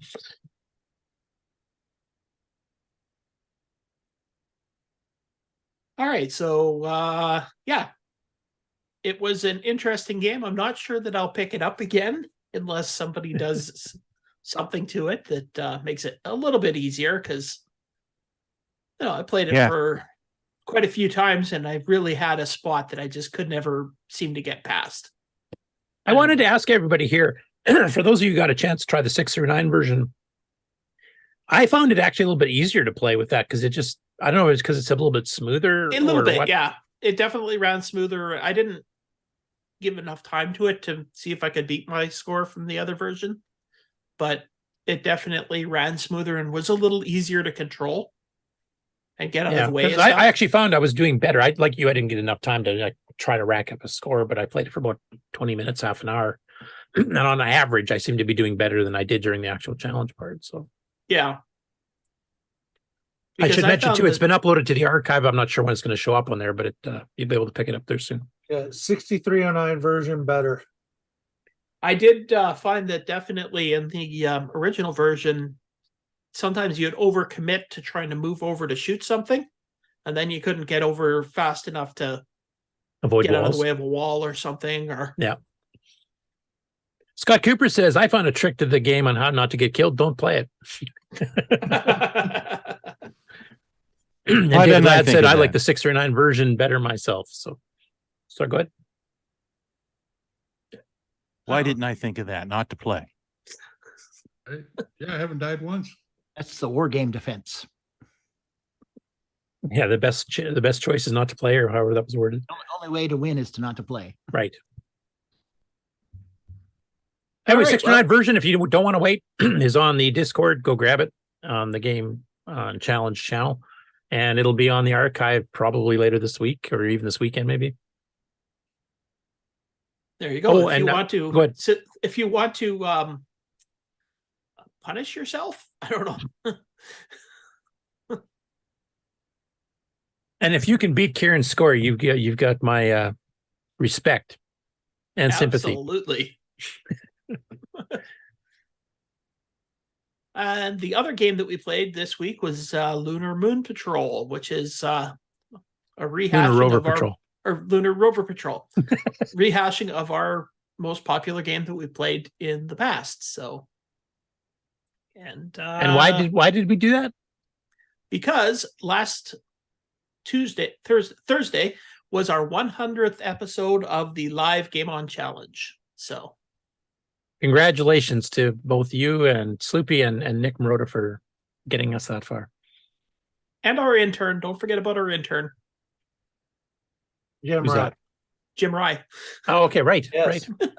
He doesn't get paid either, but he gets credit. Interns never get paid. Does he at least get you coffee? I'm waiting. I ordered my coffee like 6 months ago. He still hasn't gotten here with it. Just remember, Jim, good coffee. Ken has high standards. Good coffee. You're going to hate this, Ken. 60 just added a comment. He said, "I screwed up a lot getting that 30,000+ score. I'd forgotten not to shoot myself, for example. Eminently beatable." I don't know what the hell he's talking about. Yeah, that's one of the things is that just to mess you up, they throw in a clone, and if you shoot it, you lose a man. Yep. They just basically throw in one of your men from the top into the maze, and if you kill it, then you die. You've lost that man. So not only hitting your own shadow, but hitting your own reflection kills you. Yep. Perfect. The game is nothing but challenging. Anyways, so revisiting that's which of course is a version, a version of Moon Patrol, which is a great game in itself, and this is a very faithful version. Yep. So I can vouch. Like, I used to play the arcade game quite a bit. It was one of the very few arcade games that I was really good at. I could score 250,000 points on and get to like the 4th challenge course. Challenge course. It was the arcade name. I think is expert course in Lunar Rover. So I managed to get to the second course a couple times during the live stream, and it's faithful. Like, everything's laid out where it is. Mines are where they're supposed to be. You get the boulders when you're supposed to. You get the ship coming behind you at the beginning of the same expert bad course. Guys dropping things down on you, and like it's a really faithful clone. It's one of the better ones I've seen from any of the platforms, to be honest. I mean, the Atari 5200 and Atari 400 800 version has all the music and stuff we don't have. We just have the little blitz at the beginning. But like your Rover Patrol doesn't look at all correct compared to the arcade. It looks completely different. And some of the stuff on the maze is not, or in the course is not quite laid out in the right way and stuff. So we have a really good version there, honestly. And I do have to say that the first version of this that I ever played was on the Apple II, which I played a lot when I was a kid. And I definitely have to say I like this one better. The Apple II one is good, don't get me wrong, but this just one not as good. Ours was pretty exceptional for a clone. I mean, it was one of the better CoCo 3 or CoCo clones of any arcade game, honestly. Yeah. Top tier. So everybody go out and play that. 32K, RAM required, and then just CoCo 1, 2, or 3 and a joystick. Plus, the CoCo version doesn't even need to have music, because when you're playing the game, you're going to hear the music in your head anyway. Well, it does play little blips of it. Like, it does the right one when you finish the course. It does the right one when you start the course. So it's got its little bits in there. Just can't do it in the background while you're trying to do two plain parallax scrolling and stuff. So no, well, my version has music now. Music in your head? Yep. Oh, it's the brain sound chip. Yeah, it's beaming it straight to your brain, right from the arcade machine. By the way, David Krager, considering Dungeon Raid, he says in the chat here, Dungeon Raid sounds like pure evil. I should have tried it, but not enough time for games lately. I don't know if you're missing much on that one, David. It'll be there. Just because the game is over doesn't mean you can't try it. Yeah. If you want to lower your self-esteem in a hurry, go ahead. Give it a shot. Or if you want to, while you're playing another game, if you want to, and you're finding that game frustrating, go play Dungeon Raid for about 5 minutes and go back to the other game, and it'll all of a sudden seem like so much better. I literally did that on the stream on Thursday. Yep. Maybe I should try that with Neutroid. You might have to play Dungeon Raid a bit longer to get that out of your system, but yeah, that might work. Wait, which one are you going to play to stop being frustrated about which one? Yeah, that's going to be a vicious infinite loop circle there. Right, Nick? I'll actually have to say Dungeon Raid, the game that is so difficult and frustrating that it makes Neutroid look good. Yeah, I'd have to agree, actually. Now, there's a tagline for the box. Put that in quotes from Ken. I'm going to do a caveat here. The latest version of Neutroid is much, much better. I'm referring to the older previous versions. Hey, Ron, have you tried it? Ron bought a copy. I think you were interrupting nap time. You know, stupid. I played on it. Oh, you're really quiet, Ron. Are you far from your mic? Was it easy or hard? Yeah, sorry. I have a fan going. I didn't want the fan to make noise. So what did you say? Easy or hard? I'd say it's medium, but I never go very far. I get bored quick, so I move on to something else. But there you I go. played it a while, a little while. So when you the first box, buy it's something, you have to play it. Same with Gunstar. I bought that too at the same time. Gunstar, I think, is better. I agree. Gunstar's exciting. I think the OK prompt is better So than the old put it version on the box. anyway. It's Ron approved. Right. Yeah, it's much improved. I mean, the problems I had with. Oh, go ahead, Ken. Sorry, I was just going to say I do have to say I'm looking forward to the new version when I pick it up of playing it, because it does look vastly improved of the older Any of the versions. previous ones. Well, other than the Model 1 version. And hook up the big sound system. When Yeah, the you sound play effects are really good in the new version. That he went all out on that. Yeah, I have a 7.1 system on my machine, and I cranked it up with the emulator and terrorized the whole house for evening with that sound. Nick, how come Alan got the special Dolby 7.1 surround sound version of it, and I only got the mono? Alan, how would I hook a 7.1 surround sound system up to my CoCo 3? Cables. Very carefully. Lots of cables. Bluetooth. 7 of them. No, the sound effects are good. The visual cue of what you're actually doing in the game, which was missing since the Model 1 version, is what really put it over for me. Yeah. Because that just makes my brain wrap around it so much easier. Yeah, Whereas being the able to older see your versions, I just reflections going. Yeah. I almost don't want to play the new version because I get so much mileage out of giving him crap over the old one.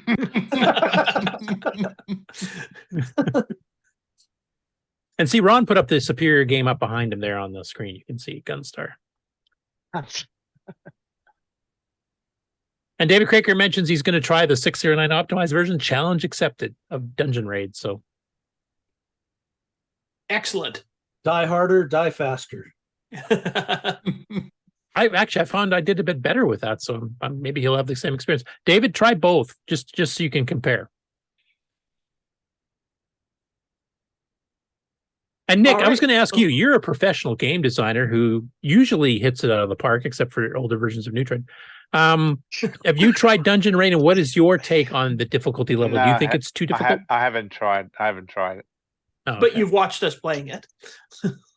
You think it's a bit too unforgiving? I think so. Yeah, it looks a bit unforgiving. And it gets to be annoying if you're always dying. So I thought, yeah, where's the fun in that? Yeah, I agree. That's why I say it's more designed to eat your quarters. But as Karen at said, least if you practice enough, you can get good at it. So at least in Canada, you can't even stick quarters into your CoCo because there's a screen there. I think that's why they did that. Yeah. Somebody brought in Dungeon Raid and they shorted out their machine. They're jamming a quarter every 15 seconds after they lost all 3 lives in that 15 seconds. There you go. Bob Emery's got Neutroid going in.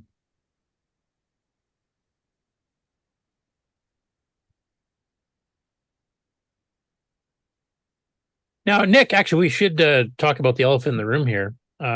You've recently reacquired the domain back from from my website. Yeah, because unfortunately, the person that had been hosting you for years passed away recently.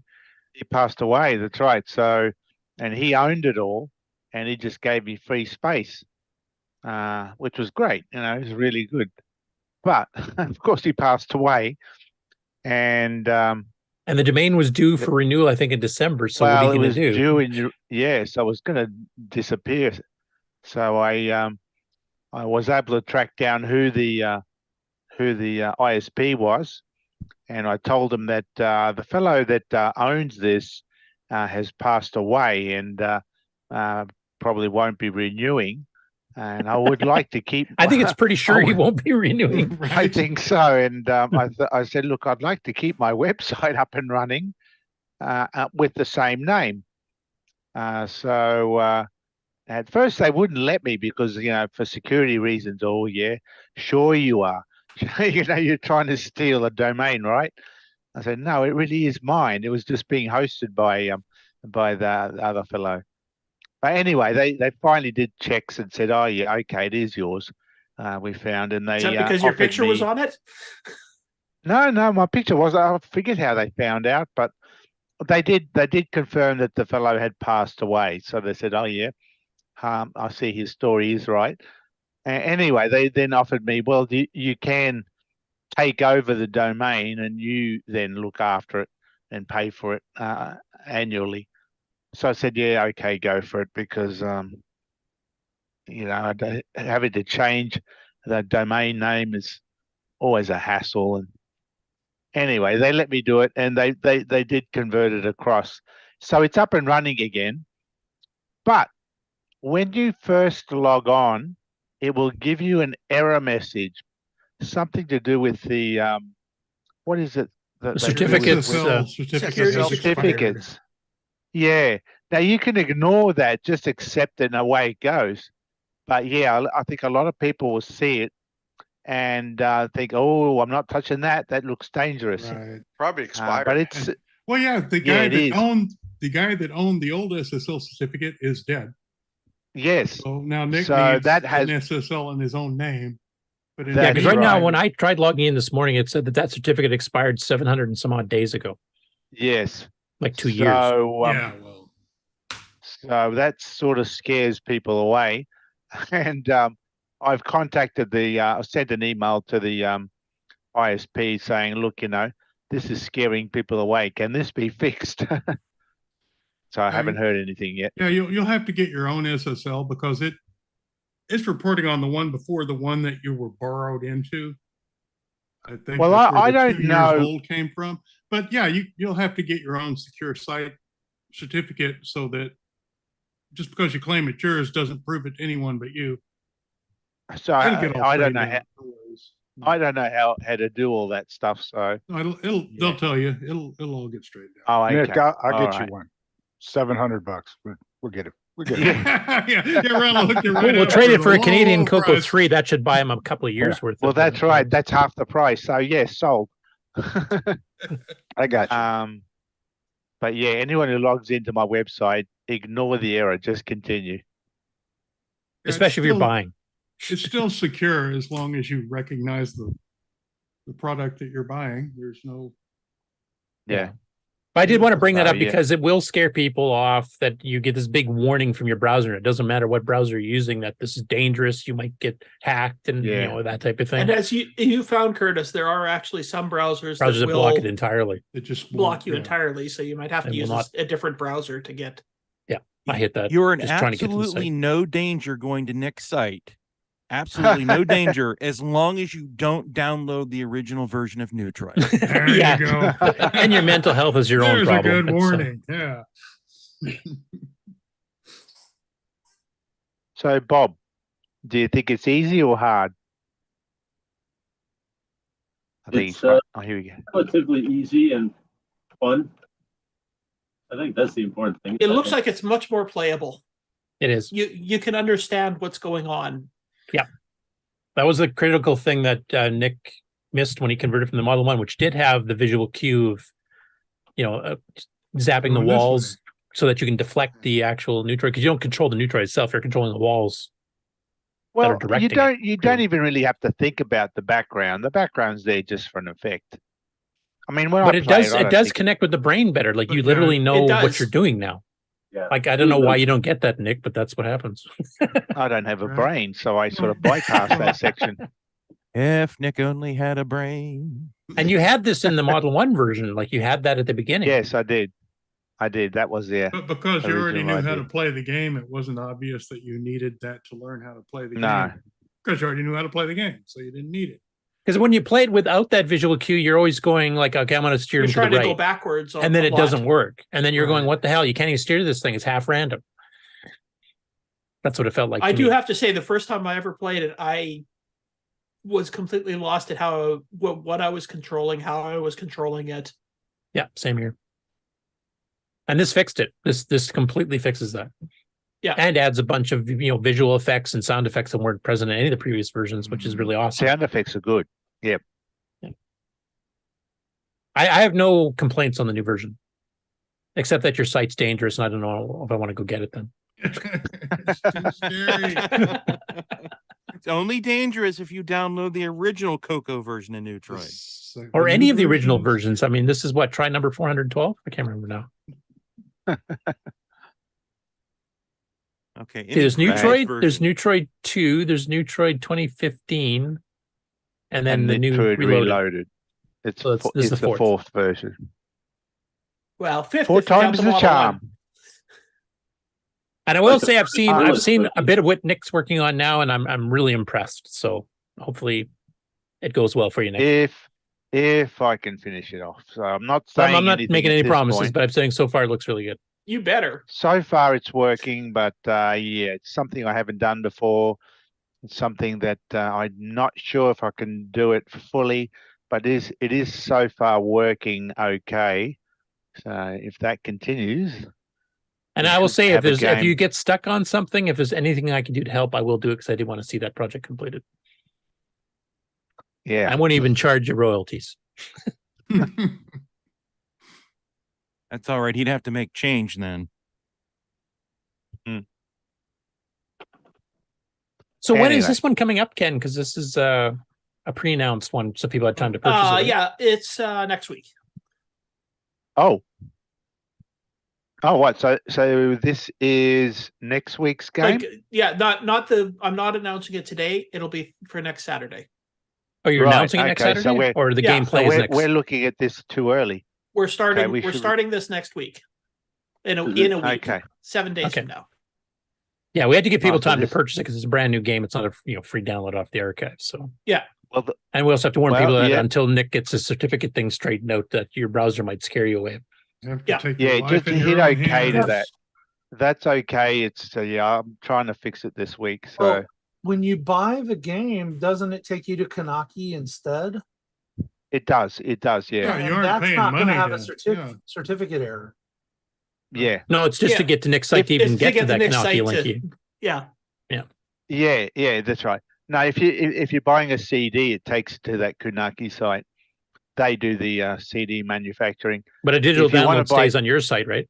It stays on mine. Well, it gives you a link to a PayPal connection. That's all. Nothing special. But yeah, to go to my website at all to even see it, it's currently got that little error.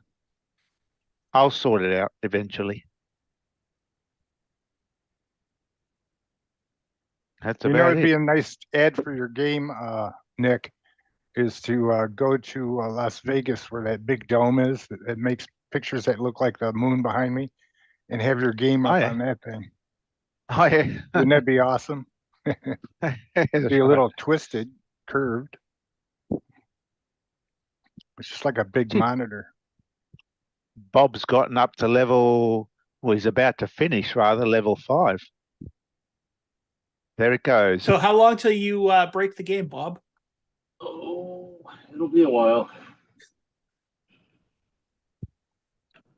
All right. Well, let's move on then, and let's talk about our 100th live game on. Which Moon I have Patrol. here.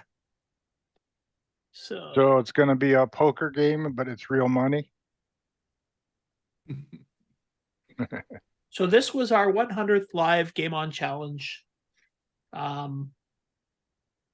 Mostly we played Lunar. What the heck's the name of the game? Lunar Rover Patrol. Lunar Rover Patrol. I keep messing it up. A couple of us did try Dungeon Raid a little bit, but mostly we just went back to Lunar Rover Patrol because it's a really fun game. So I don't know what else there is to say, but we had a lot of fun, and I am running an alternate palette. I guess I'd mention that because a lot of people asked me about it during the stream.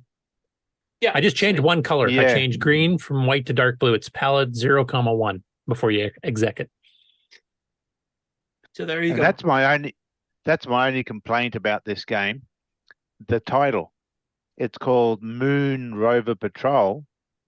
No, Lunar Rover Patrol. Lunar Rover Patrol, which symbolizes on the CoCo 2 a blue sky, green hills on the moon.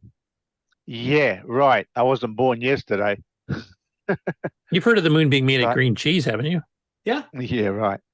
So that was my only problem. And all they had to do was call it Mars Rover Patrol, because Mars has a slightly blue sky. I don't know about the green hills, but Although it is a version of Moon Patrol, so you don't want to go too far away from it. the game itself, the game itself is well done and it does play well and all that. It's just the colors, calling it Lunar Rover Patrol. I thought, you could have just called it another planet. Don't call But- it Moon. Also, in marketing, then it's not close enough to Moon Patrol that people may think it's a completely different game and not buy it. Then they'll be like, Yeah, "Oh, I love Moon Patrol, but Mars Patrol, that doesn't sound like my bag." Yeah, they could have just used the Pooyang colors. Eek. Actually, for a Mars game, that would work because you have orange for the Martian surface, you have white for the polar caps, and then cyan and magenta. You can, just bleed your eyes out for whatever reason. I don't know. But You'd have to get rid of the planet Earth in the sky, though. Right. Otherwise, if you ignore the fact that the moon is not blue sky, it's great.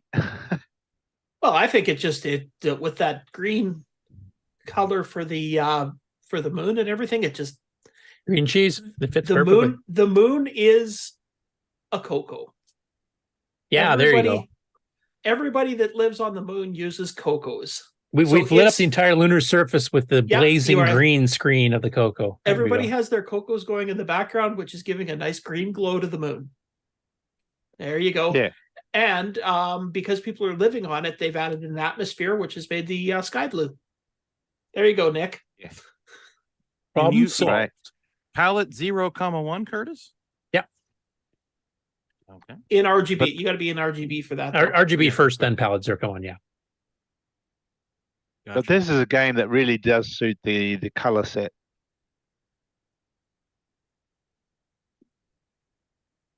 It's just an all-around good game. It's one of the best Moon Patrol clones on 8-bits I'd seen. It was as one far of as being the close to the arcade. yeah, it was one of Play-wise. the games I used to play back in the day on the CoCo 2. Yeah, You this is mean one you I could- played a lot you to could arcade handle and it with the CoCo. colors, Nick? You didn't have color. The colors are Oh good. no, you did. This is an actual proper This color is- mode. You yeah. did have color. This is a PMO 3. This one, the colors are good. Yeah, they suited the game quite well. Like I said, it was just the title I have a problem with. Oh, okay.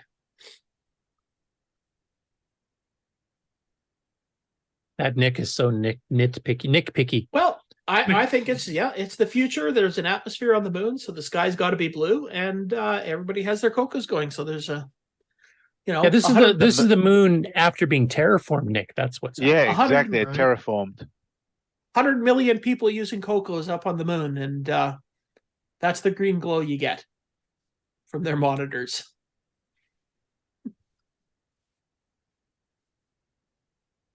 All right. And anyways, sorry. Go ahead. One other question.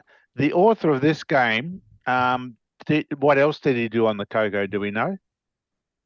Well, it's authored by two people, so Tom Keaton and Brett Keaton, and then there's two Toms. There's a father and a son, and then another son was Brett. I'm not sure if it's the father and son team or if it's the two brothers. But between them, they did stuff like Galax Attacks, the Galaxian clone. They did Whirlybird Run, which is Scramble clone. So yeah, they did a few for Spectral.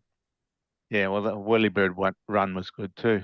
In fact, if you look closely on Lunar Rover Patrol, if you remember on Whirlybird Run, when it first starts scrolling the landscape, it doesn't scroll in from the right to the left fully formed. It kind of fades it in on each byte. And if you watch when the aliens that drop the bombs that create craters, it's using the exact same scrolling routine on Lunar Rover Patrol because it does the same effect. Right.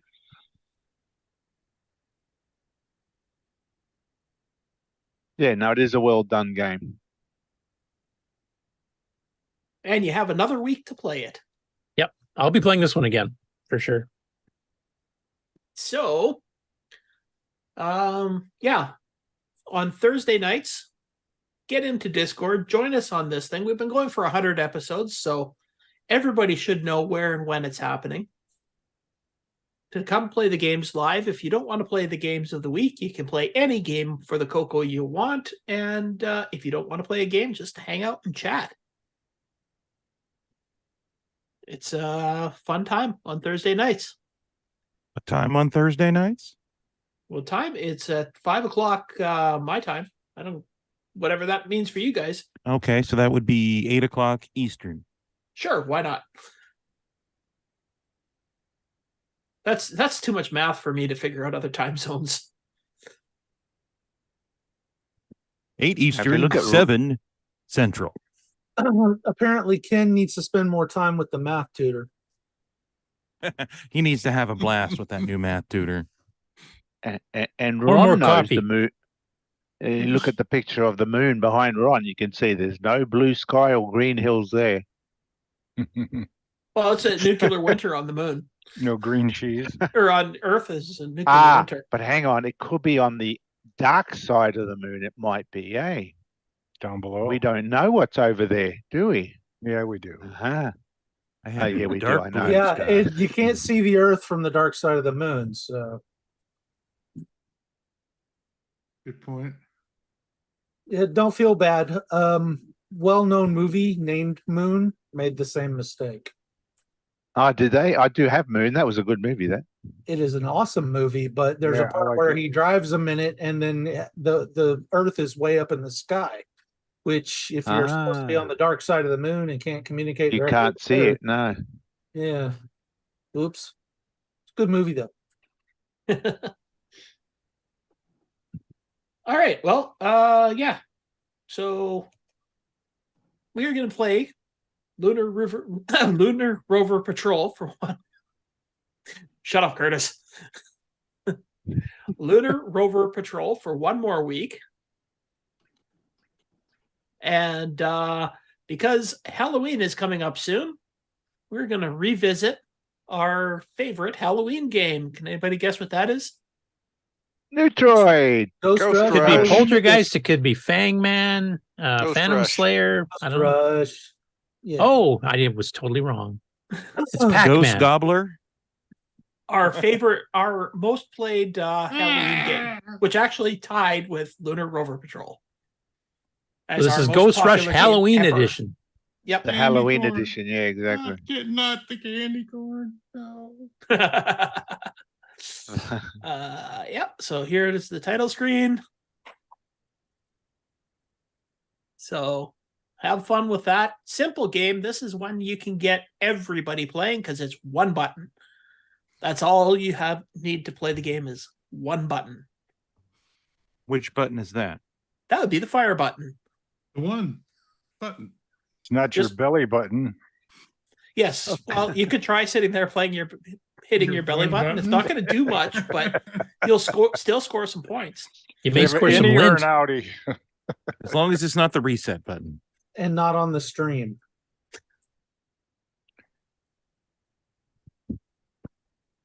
So yeah, that's our game for the next 2 weeks over Halloween. So enjoy that. Bring your candy corn. Rick on the screen loves there. candy corn. And that's all I have to say. Do you like my scary Halloween background? Ooh. Been Halloween there. How do you know I have a fear of palm trees? There's a pumpkin on the porch over there. Or you're Oh, waiting geez. for a coconut to fall on your head, so you're in dread. Yeah. Yeah. Okay, so now we know this next week's or next 2 weeks game is going to be the one you just picked, Ghost Rush Halloween edition. Halloween And edition, we also yeah. know the game following that is going to be Neutroid Reloaded. Yeah. So That's this way you the get a bit real of chance to Halloween practice game. on Neutroid. That's right. Every year, Who's going to want to practice on Neutroid when you have Lunar Rover Patrol to play for the next week? That's true. every year it's Halloween Reloaded.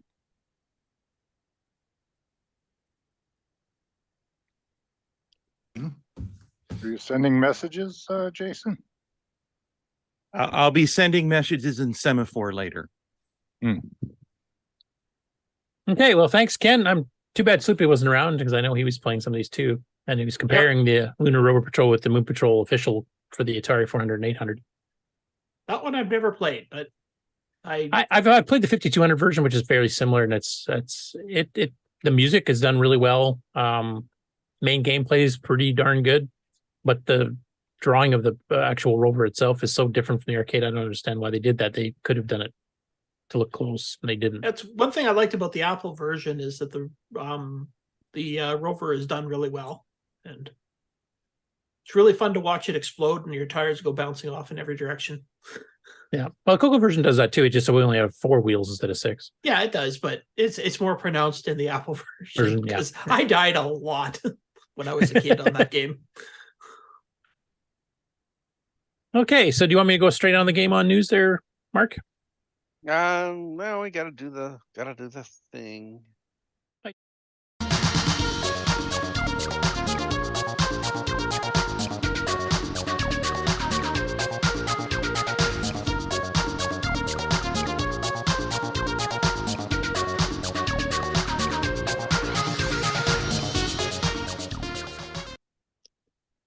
Okay, there you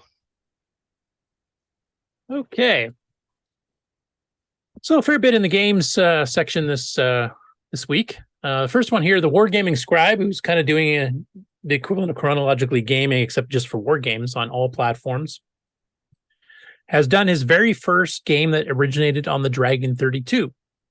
And it's a game called Empire, which is kind of a clone of Risk by Shard Software. Karen can pipe in, or some of the other Europeans if they've ever played this particular one. So once again, he does his major, deep dives going through it. Screenshots galore. Some of them are even animated to show, some of the actual gameplay. As you can see, it's basically a Risk-based game, and then he kind of goes through and reviews it. Now, he gives it an absolutely terrible review. And he's harsh because he compares by modern standards, basically. Like, if you think the game's going to be still playable in modern times for people used to modern games, aside from just pure nostalgia. But he also admits he's not a Risk game fan. He doesn't like the Risk board game that much to begin with. So that might have biased his review somewhat. But yeah, he goes into great detail of it. Compares different, ports of it as well. But you can see like his ratings: immersion, terrible; systems, terrible; design and balancing, terrible. Did I make any interesting decisions? No. Final rating, totally obsolete. Not exactly a rave review. But as he points out, contemporary reviews in some of the magazines at the time actually quite liked it. So, and he does admit he's not a Risk fan, so he wouldn't have been giving it a good review even if it was on a modern PC with Windows type thing. But yeah, check his page out if you're into war games at all, and you want to see, like, he's covered numerous CoCo ones before, and now he's starting to cover the Dragon ones, and he's been covering C64 and Apple IIs and all kinds of stuff. So if you're into that type of a game, it's a great site to go to. And he's also been helping Chronologically Gaming, because Chronologically Gaming does not have the time to go through and figure out, like, war games are complicated games. These are not simple little arcade shooters and stuff here. There's a lot you have to learn to play them properly. You might have to know the history behind some of the battles you're going in, so you know what to do. So he helps give him tips so that he can do a nice brief presentation during his show. And he goes in a lot more detail than my site will ever go on these, because I don't have time to fully play war games either. So highly recommend it if you're into war games. Speaking of Chronologically Gaming, he closed out July of 1982 and started into August. So the ones he closed out the CoCo on were Warrior and Yahtzee by GoSub International. Now these are ones that I would give terrible ratings to myself, probably. They're basically text-based games, and they're ported from like earlier Tier City Model 1 or Apple II games from like the late 70s, even before the CoCo came out. So they're pretty well basically just text. Like Warrior is just basically text. It's like a poor man's version of Viking or something. The Yahtzee one actually at least did add little drawings and low-res graphics of the dice and stuff, so that one's a little bit better. Not overly impressive. But those two were covered in one single episode just as he was closing out July of 82. And then when he started into August of 82, one of the games he's covered already for the CoCo is Color Zap by Spectral Associates. Now, it's basically Space Zap from the arcade if you're used to that. The one thing that's been added from the arcade game is you can overheat your gun if you rapid fire too much and blow your own base up from overheating, which the arcade game did not have. And it was getting ratings that were, average. I personally myself would have given it, and I mentioned it on the chat there, I mentioned that it probably deserves a little bit higher because this was a bargain game. Like most of the games Spectral sold at this time are like $19 to $21 and 95 cents US per game. Color Zap started out at $9.95. Like this was a dirt cheap game title by comparison, and still a fun, faithful arcade port. So I would have given it a little bit more just because it was half the cost of anything else available for the CoCo at the time. It's a nice 16K P Mode 4 artifacting color game that, runs pretty well, decent sound effects, and adds a bit to the arcade original. So I quite liked it. But you go check those out on the Chronologically game site. I will give you guys a bit of a teaser. Monday's show, the one at 8 p.m. Eastern on Monday, so just a few days from now, is going to be the official introduction on Chronologically Gaming of the Dragon 32. And so I'm hoping that some of the Dragon people might be able to pop by for some of those and, you know, help give some background and stuff. Because I know a lot of people think the Dragon basically never sold well in the UK because it only lasted a couple of years, and then they went bankrupt, and then it got sold to Eurohard and Spain, etc. But the thing is, the Dragon actually was one of the top 2 or 3 sellers for most of 1983. The Register actually did an article on how all the various 8-bit systems, the CoCo never did really that well because it was overpriced, but the Dragon 32 was fighting with the Spectrum, and at the end of 83 was fighting with the Commodore 64 for top spots. It actually beat them both a couple of times. So actually it was for about a year and a half a really good seller. Like, it was doing really well. It was one of the top selling computers in the UK. So I'm really looking forward to seeing what he says about it.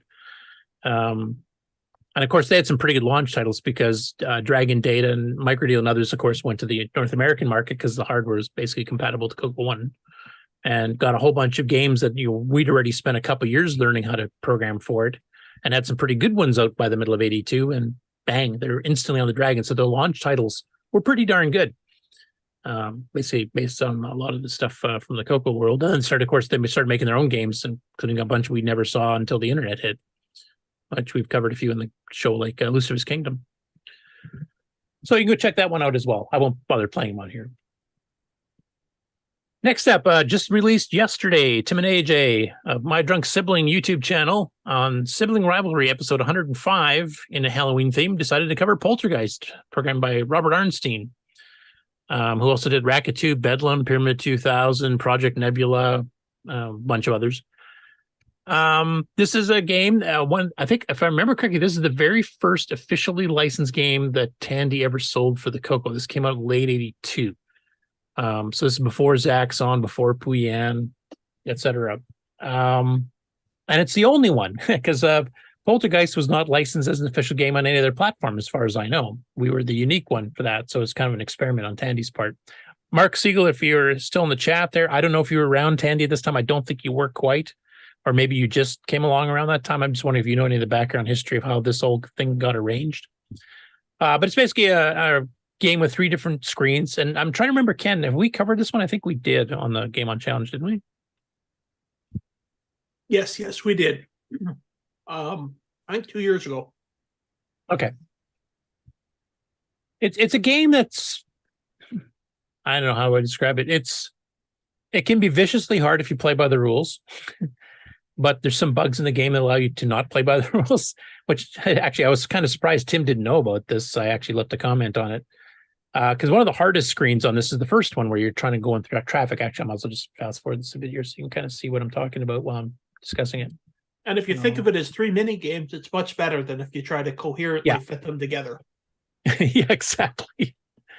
So basically, as you can see on the screen here, you've got a 30 countdown timer. It's not seconds, it's a bit longer than seconds, but so you got that much time to do it. There's a bunch of grids of streets and houses here, basically, suburban area. And you've got 5 houses that have black squares in them. Those contain the objects you have to find and pick up. So you have to run by the house or into the driveway, click the button to pick them up, and it'll tell you what you picked up. After you've got all 5 of those, you have to get the moving blue square that's flashing between houses. That's the poltergeist. And you click on that to complete the level. But it's really hard because all these cars come out, and it's quite random. Cars can run over each other, no problem. They don't damage each other, but they can run over you. And there's no, it's not like only one per lane or something like that, or one going one direction on each lane. It's like 3, 4, multiple ones all over the place. So it's quite hard. But there's a bug in the game, which I think we discussed when we actually played it officially on the Game on Challenge. If you hold down the joystick button, cars never come out, which makes this level really, really easy. So then you can get on to the second one where you're going up the flight of stairs, and there's a bit of a tip trick there that let's see if I find a place with actually lasted more than 2 seconds on it.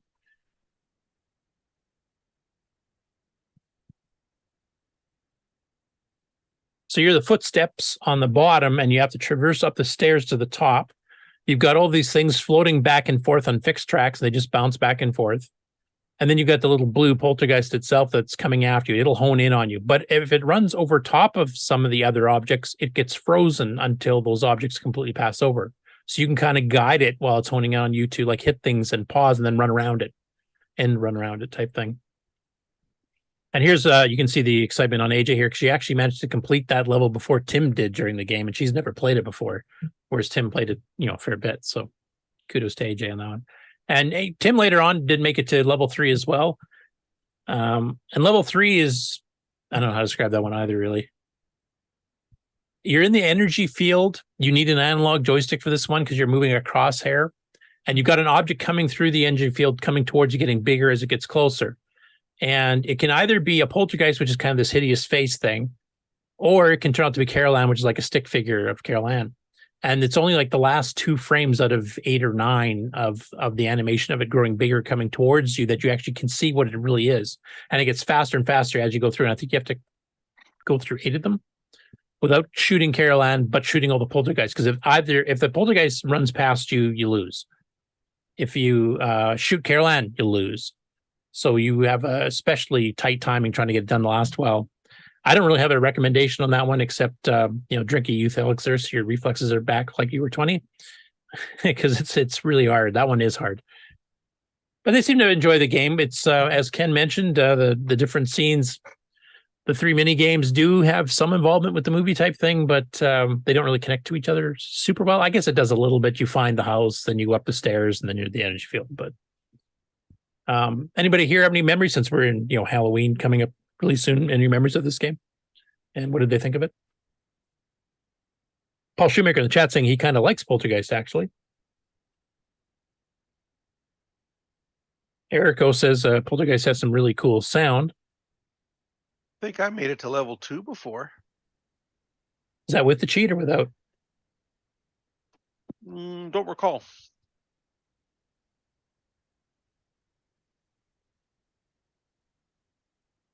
Well, I always liked Poltergeist because it was, I don't know, a good variety of different types of games in it, which... Yeah, and this is very early on for getting these multi-mini games. Yeah, like a lot of games, that would have multiple screens, you're just doing the same thing on each screen. This, you're doing drastically different things on each screen. Yeah, like there's their own separate mini games. It's not just like, here's level 2 with different backgrounds and some new aliens doing the same. Yeah. Yeah, I agree. It's a good game. I wouldn't say it's a great game, but you did kind of get your money's worth. You basically got 3 games for 1, and I wouldn't have paid a cartridge price for any single game. But having all 3 of them in there was kind of nice, and having an official license, property on the CoCo was non-existent at this point in time, up until this exact game came out. So that was kind of it holds a bit of a special place in my heart for that. Where we actually had something we could brag to other people about, because everybody else was saying, oh, yeah, we just got the official version of Frogger or whatever type thing. And we started getting that in 83, but before that, we didn't really have anything but this. Maybe go check it out. It has their standard sense of humor. You get to see them drinking red drinks, which I can't remember which one. Monte Cristos, I think they were, which is part of the theme. Next up, we have XperTek. We've covered him before. He's got real CoCo hardware hooked up to an amber screen monitor, and he does videos occasionally where he just plays a game on the CoCo. And in this particular case, he plays Quicks by Atomic Software, which is a clone of Kicks from the arcade, of course. I think most of you have probably seen it before. He's Spanish, so it's speaking in Spanish, but I'll just show a little bit of the things you got to get. I got the closed captioning turned on here so you can kind of get a translation. Not always accurate. Todas las paredes nos atraparon. Ahí está. Ahí aquí pintando la pantalla. I just find it amazing. He always plays these in amber, though. A esa línea. Ahora vamos a comenzar a jugar. Vamos, hace tiempo que no juego esto. And we can go check that one out. He's played quite a number of games, and there's a few he's really good at, like Sailor Man. He just went and tore through all the levels. Like, he's quite good at that game. Even on later levels where it gets harder. This is an interesting one. So this is a site that I've not been on before, though it's a fairly large one with almost 100,000 subscribers, called TealgameMaster. And this particular video, which is almost an hour long, basically goes through the first 100 computer games that Disney ever brought out. And there's quite a few CoCo ones. We were actually one of the earlier computers to get some of those. And some of these you might remember were the multimedia style ones where you actually had the tape playing in the background with voices and stuff. And it would use motor on, audio on to kind of give you a multimedia experience back in 1982 or 83. So he covers quite a few of them. And then there's some other ones that became cross-platform ones, which are sort of the ones made by Sierra on Disney's behalf. This would be like Donald Duck's Playground and Mickey's Space Adventure and that kind of thing.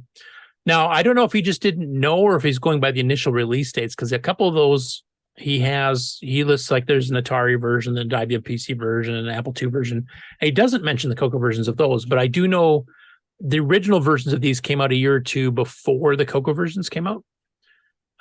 Whereas these ones here, like I'm showing here, like Mickey's Alpine Adventure, or Goofy Does the Government, which is one I hadn't seen before. But these were uniquely the CoCo because of the multimedia capabilities of running actual audio off cassette, actual, real speech, not digitized speech. So there's some of these other later ones he didn't mention there was a CoCo version, but it might be because they came out on the CoCo a couple of years later. But yeah, it's pretty interesting. I'll just play a little clip here. I think kind of get an idea for the government. Games. Most You want me to find that one? I think it's actually anyone around has here. seen. The machine ran on. No, I was just saying Goofy is still in the government. Isn't that mandatory now to get in? I don't know. Yuck. That vibe. Okay, this is really stupid. The next one is Goofy covers government. No, I'm not joking. There's no one I'd like to learn about the government with more than Goofy. This will be utter chaos. Or it should be. It's pretty tame because it has to teach you. No Goofy fumbling and 100 armed officers surrounding him because he tripped into the Oval Office and pulled the president's trousers down or something. So disappointing. Is there anything the president can't do? I could be wrong, but I'm pretty sure that's not Goofy's voice. It just doesn't sound right. Happy. Anyway, that's some of the early ones. And if you go through the list of the 100 here, which you can actually just do the description, he actually goes through them all. He's even got some council games, some that were announced but never fully came out. Stuff's covering Tron, and then you get into some of the stuff that's more the ones that are on multiple ones, though he kind of highlights one particular machine at a time. And then on up through the first 100 here into 1991. I thought it was pretty interesting, though. I didn't realize that some of these earliest ones we had in 82, 83 were actually unique to the CoCo and never came out on anything else. Whereas, a little bit later, like the ones I mentioned earlier, they actually came out on like 5, 6 platforms. And speaking of some semi-educational games, which some of those Disney ones were, we've got Nostalgivault on YouTube, and another fairly large channel with almost 28,000 subscribers.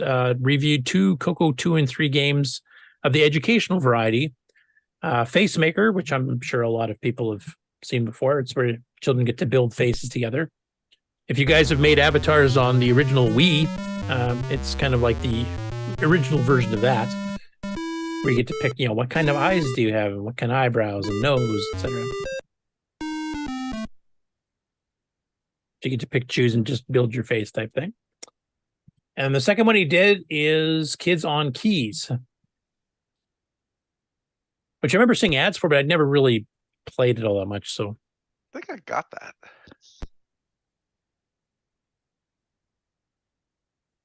Oh, nice little animations and stuff there, and at least they use a machine language routine for doing single note sound that doesn't have that 60 hertz warble that we normally get with the play command. A sound command actually sounds like a semi-decent music.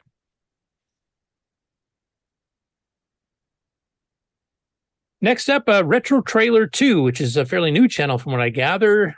Just out of the blue, decided to do a 7-minute playthrough of Steve Bjork's Warp Fighter 3D. So this is kind of a Junior League Project Nebula style game where you're warping between sectors and you have to destroy aliens, and you got asteroids you got to kind of dodge or shoot. From a 3D perspective, not as complicated as Star Raiders or even Project Nebula for that matter. It's a bit easier of a game. The unique thing about this, though, is it actually came with 3D deep vision glasses, as Steve called them, which is the standard red and blue style 3D glasses that will actually give you a real 3D effect. And for any of you on the panel or anybody of you in the audience that happened to be at this last year's CoCo Fest or Boat Fest, we actually demoed it and actually brought the glasses along so people could try them out. Ken, I think you had a chance to try both, didn't you? You muted, Ken. Yes, I did. What did you think of the 3D effect? It was decent. I mean, I believe that the glasses we were using were not quite the right shades. Yeah, it was a little bit off, and also it was meant more for RGB. Like I know at Boatfest we played it on composite, and it's you're getting artifacting and stuff thrown in there, which really throws it off a bit. But you still get the effect. Yeah, you could still get the effect, which with a little bit of ghosting around it, but it looked pretty cool. Yeah, I'm surprised we didn't get more games that did this. I know in 82 or 83, both 80 Micro and Rainbow had published games that did the same thing, used glass for the CoCo 1 and 2, because by Jove, our artifacting color in the CoCo 1 and 2 was red and blue. And guess what? There's red and blue 3D glasses. So I know a few basic games fiddle with it. I even fiddled with it back in the day. I did, just having boxes or something move around the screen. But I'm surprised we didn't get more games actually made specifically for this, because we kind of had the right artifacting colors to pull it off if you got the right glasses. I was wondering if anybody here, game developer wise, like maybe Nick or somebody, or just working with basic back in the day, did anybody else here besides myself experiment with doing 3D with 3D glasses? Yeah, I did some high color 2 pictures that came out good. It worked with my glasses. It's not a game, but okay. My problem was the glasses for printed blue and red 3D did not work with a monitor, so I never could pull it off really. Yeah, because one problem I had is like everybody back then, especially with RF TVs. I mean, if your tint control is a bit off, then one of the colors would fade to green instead of blue, and then all of a sudden your glasses don't work well at all. Yeah, and since then I've seen glasses that are made for luminous screens. And yeah, if I'd had those glasses back then, I'd have done all kinds of crap on the CoCo, but the glasses we had then weren't for screens that glow. They were for paper that absorbed light, and they just don't work. So there's also the 2 images that you cross your eyes to, that makes a 3D effect. I can do that for always a few works. minutes. Yeah. When the CoCo 3 came out in the RGB analog mode, where you have a color that's basically fixed, you can't, unless your monitor's not working properly, you're not going to get a great deviation from the color, which I think is why Steve waited until the CoCo 3 to do this. Because with RGB, at least you had a predictable red and a predictable blue or green. Right. So I think that's why that it came out at that time, and he didn't really fiddle with it before that.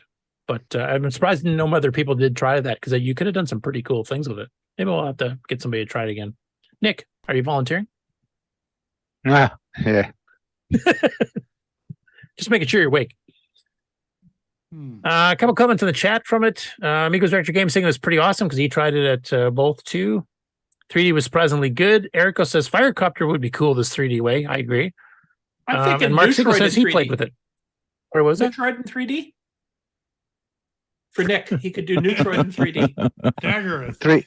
Yeah. Version 5. Here it comes. Don't encourage him, Ken. It has X, Y, and Z Neutroids, so you got to get that reflector. Neutroid 3D, the quest for more money. Yeah. or more Ferraris, depending. Ooh, 3-axis Neutroid. That would be I mean, the game itself, you can play without 3D glasses. You're obviously seeing that version here. Because if you play it in 3D, you'll see the red and blue planes are flickering back and forth every 30th of a second. So it's a bit of an eye strain until you put the glasses on. But it's a fairly simple version of like I said before, Space or Star Raiders or Project Nebula. It's the gameplay is fairly simple. It's fairly easy. Like I pretty well can go play forever on it if I'm being careful. But it was a good technology demonstration, I guess, of actually making a game in real quote unquote 3D. I know some people back at CoCo Fest in either the late 90s or the 2000 noughts were actually experimenting with trying to get polarized 3D glasses to work with it. So you could actually still get color instead of getting everything kind of wiped out into a single color, which is what the blue-green ones usually do. But I don't know if that ever got finished. I think Alan Huffman might have been fiddling with that. And then the last one is an MC10 game, not by Jim Gary. This is a Poor Man's Frogger for 4K MC10, written by Jay Craw. And I'll just back it a little bit. I'll mute it because I don't know if that's copyrighted or not. Frogger.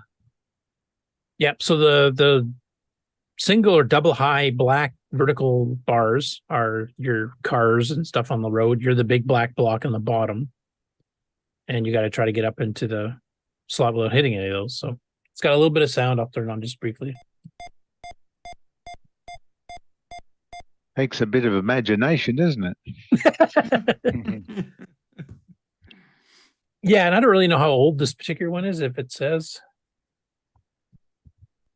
No. But anyway, it's on a website called RetroLoser. I'm kind of curious what that's supposed to mean. This as far as the channel name. But it's also fairly new channel. You'll lose. So he's got one of his frogs home on the second column. I mean, it it gives you the very basics of a Frogger game, I guess. I'm sure Jim Gare or somebody else could do a better job because this is basically just monochrome green and black. So the vertical bars, that's the river. Yeah, with nothing moving across it. Right. Or do you have to get across? I don't know. Yeah. I don't have enough imagination. Oh, the top half of the screen's just a time suck. So the timer's running out until I know it had to fit in 4K was one of the prerequisites for whoever wrote this, so that might have. What is that? 5 lines of animation and then just straight slot to run up to the top type thing. Maybe to keep the speed up. You probably didn't know some of the tricks like Nick's done on a Space Invaders 4K game where you can keep the invaders going at a decent clip. Because he just died from a timer, so that means that you gotta run through here. Okay, anyway, it's Frogger. Yep. Anyway, that's a new site too. I'll keep an eye on, see if they do any other MC10 or CoCo games. All right, that's it for the Game On news. So I will stop sharing so Mark can light my hair on fire before we get to the regular. When you want the latest in TRS-80, Tandy, Dragon, MC10, and all of their hardware cousins, no matter what it takes, or where news breaks, from around the world to your nation. The CoCo Nation News with L Curtis Boyle.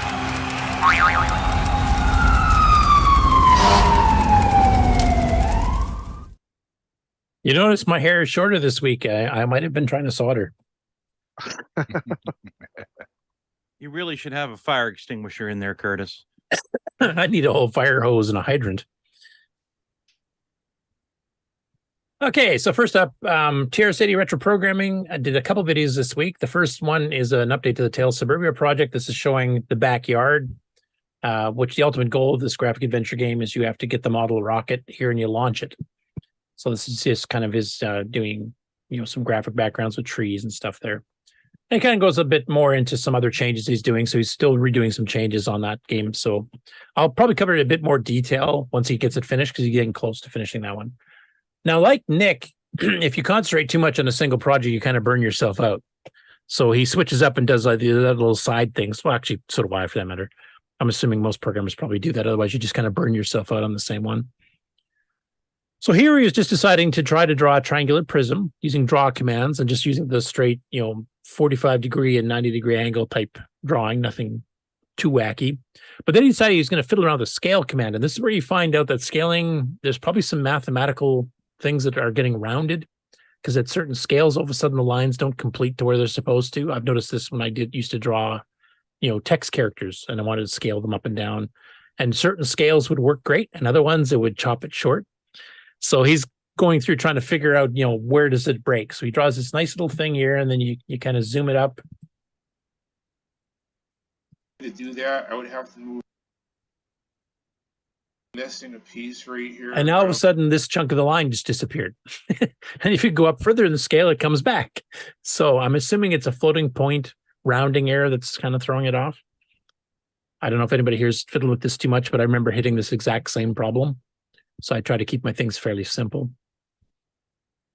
So if a text character gets raised and you're missing the tail end of an S, you can still tell it's an S. You can still read it. But something like this, say I wanted to paint in part of this. And all of a sudden the paint's going to leak and fill the whole screen. So So let's mess with everyone really quick and ask if the triangle, the top point, is closer or further away than the bottom. Yeah, like which angle are you viewing this at? Basically, it's an optical illusion that keeps flipping back and forth the longer you stare at it. It's been doing it to me, so might as well do it to everybody. Thanks. Now we You need can one solve of that the with hidden flying line eyes. removal, but that gets pretty CPU intensive in BASIC. I tried that. No thanks. Anyway, it's a good review of that because I've hit that exact same problem. And the scale command is actually a pretty powerful thing to have because if you do draw, say, a little text font and all of a sudden you want a title screen or something, you can just hit the scale up to 12 or something, and all of a sudden it's huge and you don't have to do any more programming. It's still the same font you had originally. So it works quite well. It was funny because near the tail end of the video, he was saying he wished it had angles, and it does. Now, it's not as good as, say, the shape tables the Apple II had on AppleSoft Basic, because that actually had one where you could scale but angle in degrees. Whereas the CoCo one, you only have A0 through A3, I think it is, which is like 90 degrees. You can have straight up and down, off to the right, down, or left. Basically, that's your 4 rotations. And then I think 64 scales you could do, something like that. Mark, did you ever fiddle with shape tables in the Apple? Because I learned about them quite young, so I knew how to I used to use it to make a rotating ship explosion if you hit something, because it just rotated whatever garbage was in the table. I didn't understand the table worked. Yeah, they're kind of funky, and there's some good books on how to make them, but I always find them really clunky and pretty slow. And it's like, Yeah, it's like, I guess they're great if you don't have any other way of doing anything, but I thought they were really primitive. Yeah. Mark Siegel's saying now you know why Dale Lear's DL logo used BCD, binary coded decimal map, which is basically avoiding the whole floating point rounding problems. And he's right, because DL logo, you can actually specify how many digits do you want to be accurate. And it's just integer adds all the way through, or integer subtracts. So it works quite well. It takes more memory, though. I thought that was a really interesting one for him to cover, because a lot of people may not be aware that you start getting these distortions on certain scales. And if you write something to, draw a figure like this that you want to paint sides in certain colors or something like that, be aware it will bust on certain scales. You're not crazy. It's not you. Next up, speaking of Lunar Rover Patrol, CoCo Town is continuing on with Game Revolutions Episode 3. So this is where he did the original series, kind of covering a game he tried to write as a teenager, never finished because he didn't have the skill set yet to do it. And he went through and refigured everything out of what he did. Now he's going on improving it to see if he can finish it off. So this particular episode here, he starts exploring stack blasting for the very first time. And he publishes a few videos showing what goes wrong when you don't set it up right. And, or if you forget that it goes backwards when you're pulling, and, that type of thing. So, but by the end, basically he's trying to do this because he did some switches to the original engine to allow for some things he wants to work properly, like, not dragging a bullet across the screen when the screen scrolls and stuff. So he's, making copies and then copying it over. So it slowed the game down quite a bit. Like, he lost about half the speed. Now he's trying to gain it back. And he goes through, I'll just find a little clip here. Like, here's one of the early experiments that didn't work. This blue region into the screen buffer. S needs to start here. Actually, it needs to start at the very beginning of the line right after the blue.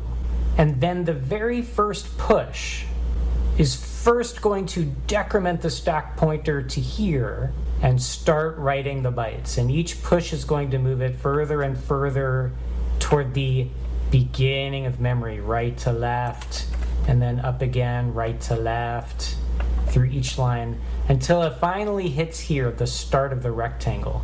And so the loop boundary condition asks, if we've reached the start of the rectangle, then we're done. So what we would expect is it'll just keep redrawing that yellow stripe, but we won't notice. It should just look like the screen will stay like this. But I'm going to let it go and let's see what happens. So, there it goes. All of that yellow disappeared, and you can kind of see this little shimmering that keeps on happening. So what's going on? It's still running, it still seems to be redrawing, but the stuff it's redrawing is no longer all that yellow junk. So what he had done here is he preloaded the registers with yellow, and he's basically clearing a block of the screen using stack blasting to speed it up, which I use on Nitros 9 myself. But this happened. It ran okay. It's supposed to just keep redrawing the yellow over and over in that little block in the bottom, but all of a sudden it starts throwing this. And anybody here have a suspicion as to what what went wrong. I knew it immediately when I saw it because I've done the same thing in BASIC. Any of the ML coders here might have a clue. Oh, hang on. Rick, Nick? Play it again. I was away from the screen. People complain our show's too long, and then Nick comes here and plays it some more. Just because he's not paying attention. Trying to go to It sleep should and you just keep look like the waking me up. screen will stay like this. So basically what he did here, Nick, is he preloaded the registers for the stack blast, I think 6 bytes worth, 3 16-bit registers with yellow. And then he just had to blast this little thing over and over again, but all of a sudden this happened. Where this one little chunk here keeps changing and it filled in with bytes that he did not have in the registers. The clue here that triggered me as to what is going on is the fact that it keeps changing that couple of bytes while it's running. And it's just in a hard-coded loop to push that same area. I assume that's a stack being used by some sort of interrupt. Bingo.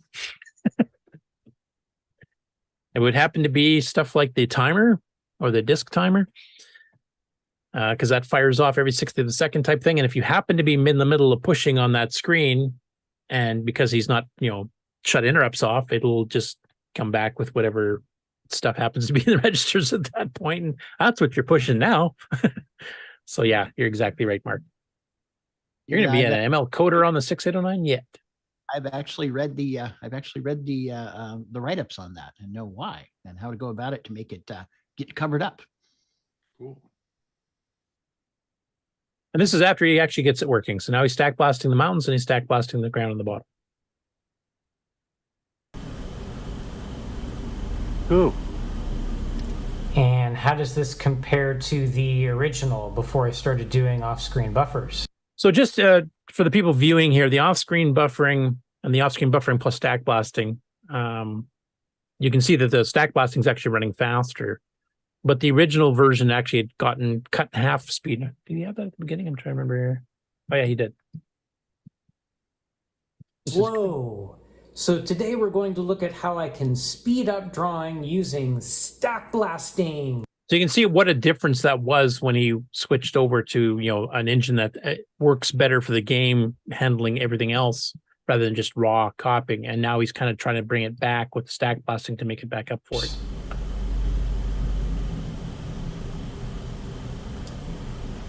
So it looks like adding the stack blasting did speed things up a little bit, but we're not at that speed that I was at before I started doing the off-screen buffer. My next task is going to be to do stack blasting for the moving portions of the screen. So I need to be stack blasting the mountains and I need to be stack blasting the ground. Well, that's right. Yeah, the stack blasting is used now to clear the screen or the sky blue and the red strip at the bottom and stuff like that. So he's only doing filling basically with stack blasting. So he's partly there. So next one he'll be getting into the actual moving the mountains stuff. But I think he'll get his full speed back as Nick and I have used stack blasting a fair bit. It makes a big difference. Even doing mini stack blasting makes a pretty big difference. So good to see it's progressing. I'm really interested to see what the final product's going to look like if he's going to have a complete game at the end of it here. So it's making good progress.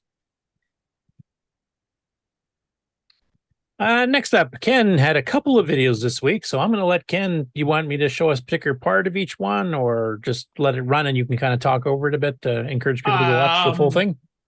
Whatever. All right, we'll start off with trying to get composite out of my other CoCo 2 Part 3. Yeah, you can just pop forward a little bit in that. This is Canadian Retro. Okay, how far ahead do you want me to go? Yeah, that's fine. Right there. So, if you remember a while back, I got actually at CoCo Fest, I picked up this composite board and I was trying to put it into my CoCo 2. And things have not been going entirely to plan. So when I first put it in, I was getting a green bar on the side of it, on the side of the screen. And since then, it's progressed to the entire screen being green. So when it should be white. So yeah, I'm pretty unsuccessful in this video. Things just go from bad to worse. So at least you're using chip quick. Hey, that's good. I wrote a little comment in my notes here for the news, and it was a question for you, Ken, actually. Yeah. It says, let's just say, Ken, did you record this on Friday the 13th? When was Friday the 13th? Friday. Last Not Friday. this past Friday, but the Friday before. Okay. No. I think I might have recorded part of it. Why? Because you seem cursed. Oh no, I'm constantly cursed when I work on my CoCos. It seemed like it especially hated you that day, though. Yeah. Well. Yeah. Who knows what's going on? So I've got a few ideas for trying to fix it, but Yeah, and have you thought about taking something easier like Commodore 64s? I've got some videos coming up on that too. And how's your success rate? Maybe the CoCo isn't for you. Actually, I've got a not bad record with my CoCos. It's just this particular one and my one CoCo 3 seems to always have things go wrong with it when I work on them. Yeah. Well, just a counter mark there. Let's look at your next video where you did have complete success and even got a compliment from the original owner. Exactly. Hey there, I'm Ken. This is Canadian Retro Things. So and I hope you can shut my voice off there. Okay, let's fast forward a bit. We'll go. So here I am trying to get the banker board working, which in the first video, I found that there was some corrosion on the one capacitor and the one resistor. So I tried replacing those and it didn't help in the least. And so this is starting to sound like your previous one video. Yeah, but I checked all the connections. Everything was working fine. Like there was no problems with any of the connections. My next thought was that I had a dead chip. So I pulled the chips out and I was going to kind of take a look and see if I could test them in another machine to see if they're working or not, which is when I found something interesting, which I'm very, very lucky that I spotted, because I could have ordered new chips and everything else and it would not have happened, because it wasn't the chips that went bad. It wasn't the board that went bad. It was the chip holders that went bad. Yeah, the actual socket was... The sockets, yep. So I can find that part here. So because I had been testing the connections on the solder point and they were all fine, except that you can see the two pins closest to the capacitor there. Both are bent in. They weren't making connections with the chip anymore. So these things is not like the other. I'm just lucky that when I looked at those really closely when I pulled the chips out, because I could have gotten new chips, stuck them in, they still wouldn't have worked. And yeah, so you ended up replacing the sockets, basically put the chips, the original chips back in, and then it worked. Yep. Now, unfortunately, the demo programs that come with it aren't the most impressive things. I'll show them just briefly here so people can see, but yeah, we'll have to come up with a better one. I'm working on it. I'm just teaching myself how to program this thing. Is the documentation fairly good for that? I didn't really look at it that close because I couldn't get it wrong. So It tells you what the different commands do, but I don't really have a background in programming, so it's like, okay, the commands will do this, kind of like when before you could do this, and it's like, okay, now I have to go back and find out how to do that other thing before I can do the. This is where you had the switch backwards, where you thought you were testing 2-6. It was only 64. The whole time I was doing this, I had the switch backwards in my mind. So when I went to test it on the 64K, I accidentally already had it on 256K, which kind of surprised me that it worked.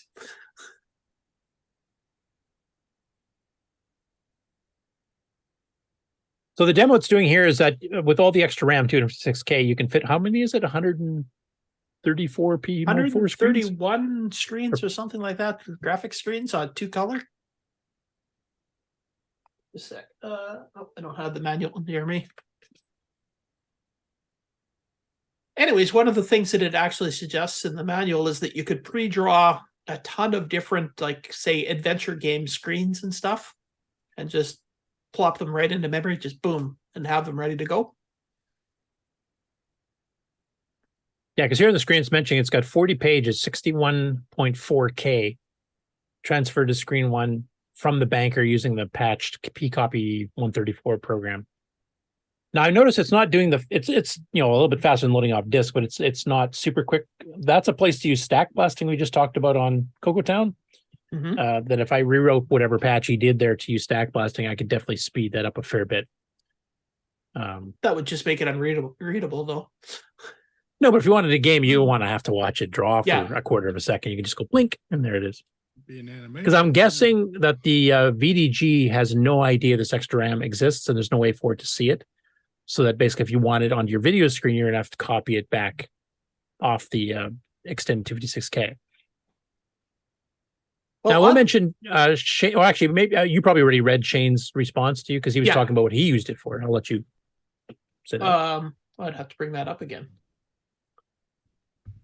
And I should mention the J&R also made a 512K version of this board too, but most which people Mark B has. Yep. A different company made a 1 meg board, I remember too. Micro RGS, I think it was called. Or did Disto have it? No, not on the CoCo 1 and 2, I don't think. So Shane said that the person that originally owned this computer, said that he's pretty sure the only thing he used it for was as a RAM disk. Yeah, that's about all I ever used it for. Yeah. Did you read his comment as to why? Because programmers get impatient. Which is appropriate. Nick, do you use RAM disks in your development? No, none. I had a RAM disk on my first CoCo 1. It was called 128K the easy way. Did anybody ever hear that? That was an article in either Rainbow or Color Computer Magazine, wasn't it? Was that the bubble memory one? No, it wasn't bubble memory. Oh, okay. It was actual RAM on a card. Oh, wait, that's a really beautiful screen to stop on. What a picture. It's part of the Halloween. Yes, a Halloween picture. What you looking at? There, is that better? What's the matter with you? Hey, I'm walking Hey. here. Como esta? That's his impression of a New Yorker. I'm innocent. What do you want So, from me? Really, if you want to see two videos where I'm ready to start lighting my hair on fire like Curtis was soldering, then the two I did this week. Yeah, but one was unsuccessful and one was completely successful. Like you got the banker board fully working, so that's a pretty good record, I think. Yeah, in the hardware world, that's a good week. Yeah. Yep, 50%. I'm good with that. And that was good sleuthing, figuring out it was the actual sockets that had bent pins inside that was causing the problem. Yep. That's something I never would have. I don't think I've ever looked for. So something I've got to keep in mind in the future. Anyway, go to his YouTube page. If you're not already subscribed, go subscribe to it, Canadian Retro Things, and give him a full walkthrough. Watch the whole thing. It's these little clips we're doing here. You can watch the discovery phase as well as the testing phases, etc. And I think I sounded pretty giddy when it actually worked. Yes, you were excitable, I would say. Because especially considering the fact that I thought I was testing 64K and it was actually set to the 256, and when it worked, it was a big shock. Yeah. I should mention the reason there's a switch that you can flick between 64 and 256 is that some programs would not work with 256K because it's got these extra banks if you write to the SAM in certain spots that would do things that a normal 64K CoCo wouldn't do, which would cause crashes, etc. So it's a compatibility thing. It's kind of like the modern 2 meg upgrades have the option to go back to 512, and either through a poke in software or a jumper or something like that. For the same reason, because, like Sierra Games, for example, because they don't keep copies of what they think the gimme's doing. They just, blindly write. Now, in the original gimme, you could write all 8 bits, but only 6 would be able to read back. And they would give you different results on a 1 or 2 meg machine. That did cause problems. A lot of the Sierra Games broke, as an example. So that's the same reason they have this little switch. You can go back and forth. So you could run Telewriter 64 without it crashing, or whatever the program was. Hey, go check out Ken's page and check out the videos. Next up, Justin D. Morgan. We've covered him before. So he does these live streams a couple times a week covering a whole bunch of different retro systems, and retro for him can get up into the 1632-bit era as well. But he was kind of doing some cleanups here. He's trying to finish some projects off. So he had installed a composite upgrade, and then he discovered he had a yellow bar covering a good chunk of the left side of the screen. So he thought it was the 555 timer, replaced that, did nothing. And then he went through and replaced a resistor, a capacitor, and something else I can't remember off the top of my head. And one of those did it because he did them all at once without going back and forth. But the quality was still pretty crap for composite. So what he did here is he heard that Alan of HC's 8-bit Zone has for sale some kits or completed modern versions of a composite out, which is a lot cleaner. So he ordered one of those. He wasn't planning on doing a video on it this week because he just literally ordered it on Monday. Then he discovered that Alan actually lives pretty close to him. So he got it like within a day or two. So he said, oh, heck, I'll throw it back on. And that's what this stream here is about. So he's... The CoCo 2 is basically in the same exact condition as we left off with it last time. So I will skip ahead a little bit.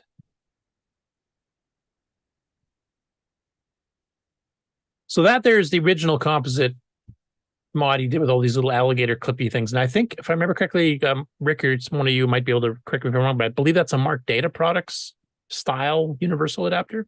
And then what he's holding in his hand here, the blue one, that's Alan's new one, which actually adds the composite and mono switch, as well as, it's much tighter fit. And it's actually lined up specifically. You get different models depending which CoCo 2 you have. He's got a vertically oriented RF can, but it's actually designed to replace the RF can complete. You pull the RF can complete out, it mounts in the same spot, and the switch and the connector for the actual wire for the composite monitor actually come out lined up with ports on the original CoCo, so there's no case modifications needed. It just lines right up, and he's got different versions for different versions of the CoCo 1 and 2. So he went through and did all this, and the results are actually pretty good. Let me see if I can fast forward here.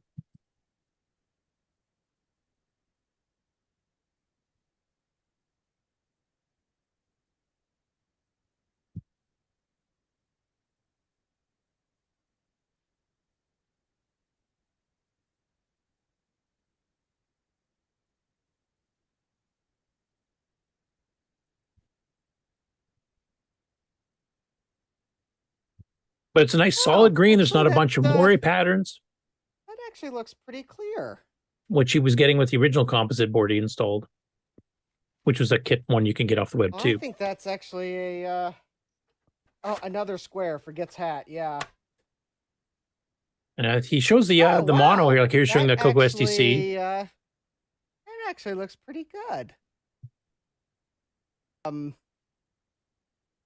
With the clip. Let me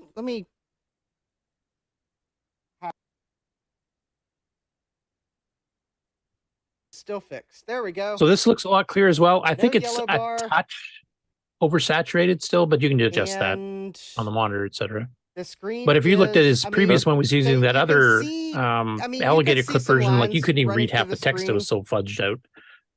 It's a composite mod. And he's got a little clip here a little bit later where he actually shows the composite mono. And the mono, I can see you using if you had Telewriter or something, you would definitely would switch to that because it'd been made black and white, made it so much easier to read. Even than this Then I'll improved do it. composite color. Martin Mack was asking. I can find it. Monitor. Great. Yeah. My first computer. Riveting for result- audio listeners, and I know, I Riveting. apologize. But it's hard to pinpoint a drag over a 4-hour video. It's quite possible.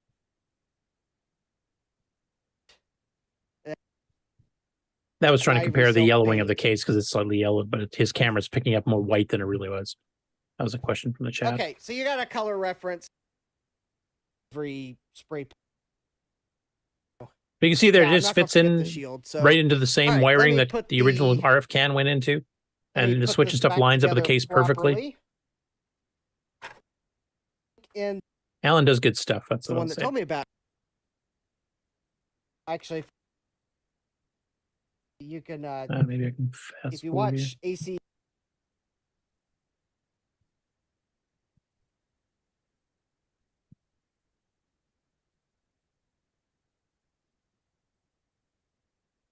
I just want to show you guys the monochrome output because it surprised me how good it looked. Because I've seen the Mark Data style ones and they were still a little bit fuzzy and YouTube's probably not going to cooperate today.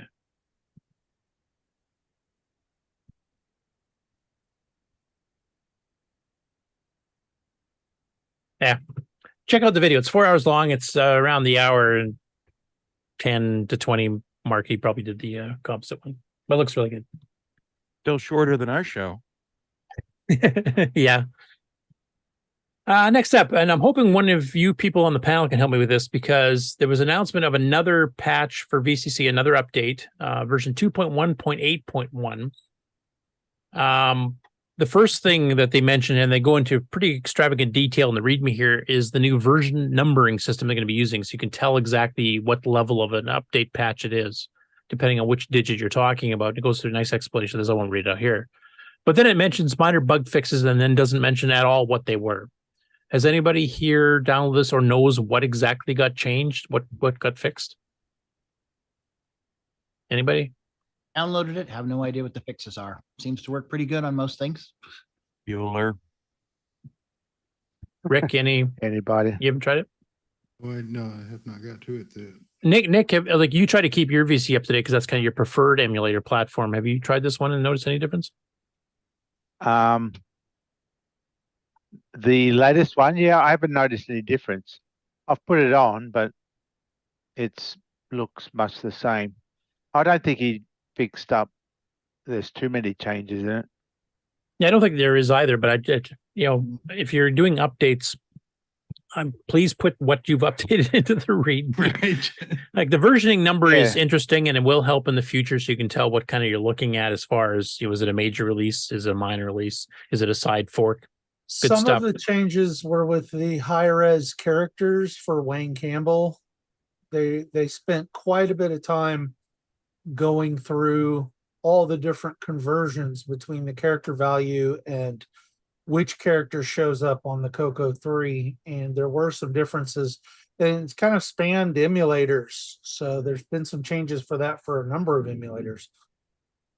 Oh, okay. So that's part of what they have to. Okay, that's good to know.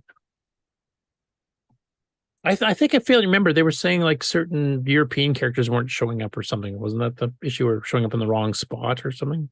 They were in the wrong spots and some were missing. Okay. I don't know how many of us use those commonly, but I definitely want that working, especially for European users that will be using those characters. Free download. Go to get off the GitHub. The link is in the show notes on the Discord. This one I'm definitely going to have Alan talk about because I didn't get a chance to follow this. So there was the announcement earlier on Facebook and elsewhere on our Discord of UJ Basic arrives for the CoCo 3. We kind of covered it a little bit last week, where the first official support for the CoCo 3 is now in UJ Basic, which is a basic compiler that's hosted on modern machines. So it compiles really fast, etc., and then generates output for a variety of older machines, including now the CoCo 3. But there's been so many messages going in the UJ Basic channel on our Discord, like literally dozens and dozens of messages a day of things going back and forth with testing and changes and updates, that I've completely lost track what's happened in the last week. I'm hoping, Alan, you can help explain what all stuff's been updated, bug fixed, optimized, whatever else has happened. So there's 3 different projects this past week that we're talking about different approaches in Microgame Basic, UG Basic. So you've got TRS Eric is working on a project. You got Pete Willard working on a project. You've got Erico Montero working on projects. And some of the stuff that they found working on their projects, and these are not small test code programs.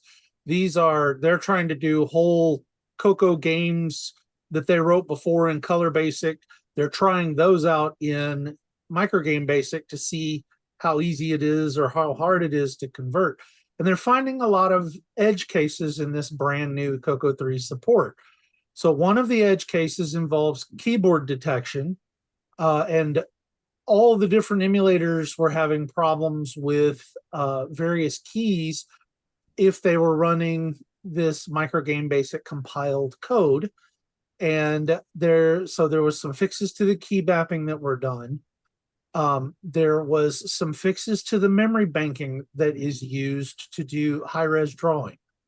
So Pete Willard had part of his game was attempting to draw on the screen, but because of the compiler making a rather strange choice in memory banking, it was basically ending up picking black on black to draw with, which didn't do a whole lot for the game. Nope. That got resolved. And so there was a lot of questions going back and forth on how to represent more complex data types like arrays and step through them and things like that are being sorted out. And part of it is just learning how this basic dialect is different from how Microsoft Basic works. But the programmer Marco Spedaletti has he's Spotless Mind 1975 on the Discord. He is extremely responsive and extremely on top of trying and to identify the problem and cutting a test version to try. And so that's where a lot of the traffic came from, is everything going back and forth. There were probably 5 different updates to the microgame basic compiler for CoCo 3 just this week. And the last one that came out last night is basically Eric had reported that drawing sprites using the sprite command was a little slow and maybe not very usable for a game yet. And Marco went to town on it, and there another cold fix beta version dropped to try out, which improved the sprite speed quite a bit. And so they're testing that as well. So the last update from around noon today was Marco starting to work on disk file access commands. So not only are they patching things, they're still pushing forward on more and more things supported by the microgame basic commands that get compiled. And apparently disk file stuff is next, which should help out a couple of the game projects that are currently underway. Cool. But I've noticed he's been supremely responsive on acknowledging bugs or opening tickets on doing fixes, and then like a day or two later, all of a sudden there's a mention like, okay, here's a one to try type thing, which is much faster than I do stuff. That's for damn sure. Our UG Basic forum on the CoCo Discord seems to be a real hot spot. He seems to follow it really well, and so a lot of interaction and people keep feeding him stuff, which he seems to thrive on that. So things are getting progressed that are fantastic. Yeah. I'm the opposite. When you guys report bugs to you, I just ignore them. They go to the bottom of the stack. Yeah. I'm like, Nick, what bugs? Exactly. I don't know what you're talking about. Not an issue. Now, that's a feature. Yeah. I will mention a comment from 6 here because I did the exact same thing. He said, and he did not know that the UG in front of UG Basic stands for Micro Game Basic. And he's been thinking UG Basic in my head, and so have I. And that's not probably the greatest acronym for that. But it's like the micro it's the U with the little thing on it, like for microfarad. Yeah, okay. Well, that is what it's meant to be, but I just as soon as I saw the name is UG Basic, and I thought maybe that was a bit of a catty thing, saying a lot of people used to downplay Basic as being a kid's language, and you couldn't use it for anything serious. You should be using a real language, like Fourth or C or something. That sounds like the noise that Charlie Brown makes when he tries to kick the football. Yeah. So I pronounced it UG Basic this whole time too, and I'll have to correct that in my brain that it's Micro Game Basic. And adding in support for disk file stuff, that is definitely needed, because the official ROM routines that Tandy and Microsoft support are so minimal, they're almost useless. You have to do the whole file structure yourself still, because all it is let you read and write sectors, basically. I'm so used to OS 9 having a real operating system around that it's so much easier to do. But if he's doing one that you can actually open a file and create a file and write to a certain record without having to figure out the granular allocation table and stuff to figure out where the heck on the disk it is so you can seek to the sector, would make things a lot easier. Yeah, well, part of the interest is also the fact that that when you build a tool like this, the fact that someone is actually attempting to use it for real projects is a huge help. Right. And the fact that this produces code for multiple machines, I mean, you could write a game if the graphics and stuff are fairly similar between platforms and use this to help convert it to the other platform, correct? Kind of. So one of the I mean, not exactly, but it would be a lot less work than doing it manually. It could be, but one of the things about Microgame Basic is that it is an isomorphic language. And what that means is it has different commands for each of the micros.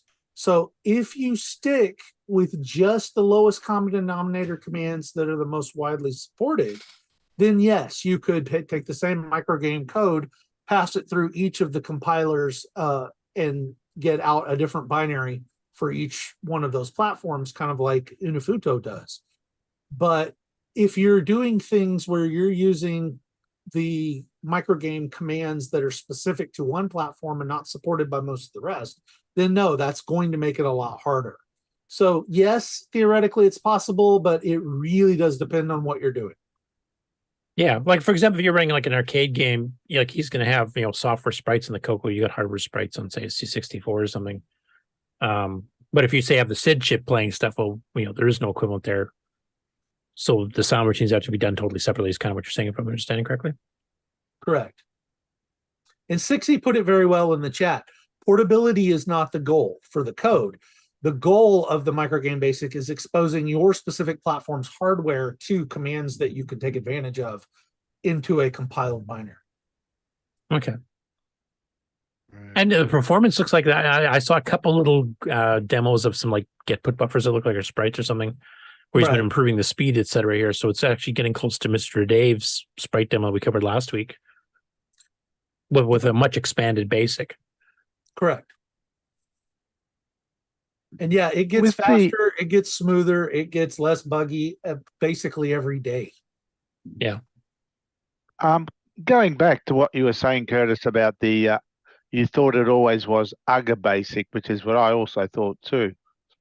Why do they use the letter U to symbolize an M? Isn't U Latin? Like a U yeah, is it's like supposed a Latin. to be with the long, the extra long. Yeah, that's what I was getting to, because the Greek letter for M is just like a U, but it's got the long left leg. That's what it's all so that's about. an M. Yeah, but by taking that leg off, yeah, it's a U. So I was reading there it you go. UG basic. 60s Yeah, got it so in chat. I got to use that. Yeah, because a special symbol is hard to type. That's right. Oh, right, yeah. Yeah, because I always read it UG basic, and I thought UG must be bad. UG. Well, that was like I said, everybody used to deride basic for doing anything serious. So people go, UG basic. I thought it was a tongue-in-cheek thing, but no. Yeah, same here. Isn't that the same symbol they use for like microfarads or whatever? It's like a Yeah, I just which mentioned means that micro, the U or right? the but they put the little leg on there, don't they? Yeah, it's not a regular U. It's got an extra long right-hand side line. Yeah, it's got an extra long on the left. Even books and schematics and things, if they didn't have that special font at the printer, you would see that they have a U, and it would say somewhere in the text microfarad, Yeah. Right. Okay. Yeah, Franklin Harris in the chat saying it's from Greek for the word, or it means small. Yeah, and it's a Greek letter. Yeah. It's Greek, and I do believe that you can type that. You have to hold down the Alt key and do 0181 on your numeric keypad while holding down the Alt key, and you'll get it. Yeah, And I can't remember, is that one of them built in the Gimme font? Is that character in there? I can't remember. That might be one of the ones they corrected in VCC this week, for all I know. It's probably in some of the graphical fonts, I would guess, because we have a few 224 character fonts in there, so I'm pretty sure it'd be in there. I would have stuck with the actual English letters, MG basic, to make it clear. Then it's milligram basic. Well, why not just spell it out? Put micro game basic, then it's self-explanatory. Well, There's nothing else to worry about. That would be much better. Exactly. Short forms, they lead to too many interpretations. Yeah. That's like when the word dev was coming out for development. It's like, what is dev? Yeah. Dev null. It's an insult, isn't it? Yeah, Frank is telling you how to do it in Unicode, which character code it is for Unicode. Of course, we don't have Unicode in the CoCo because the Unicode character set would fill most of RAM. Hey, next up, Boise Pete. We talked about he got level 1 running on the F256 Junior platform, which is kind of a hobbyist 6809 base, though it's not a real 6809. I believe it's an FPGA equivalent of type thing.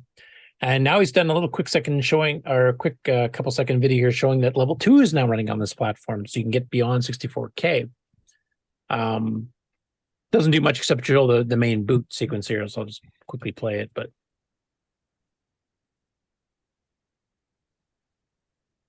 and you got options to boot.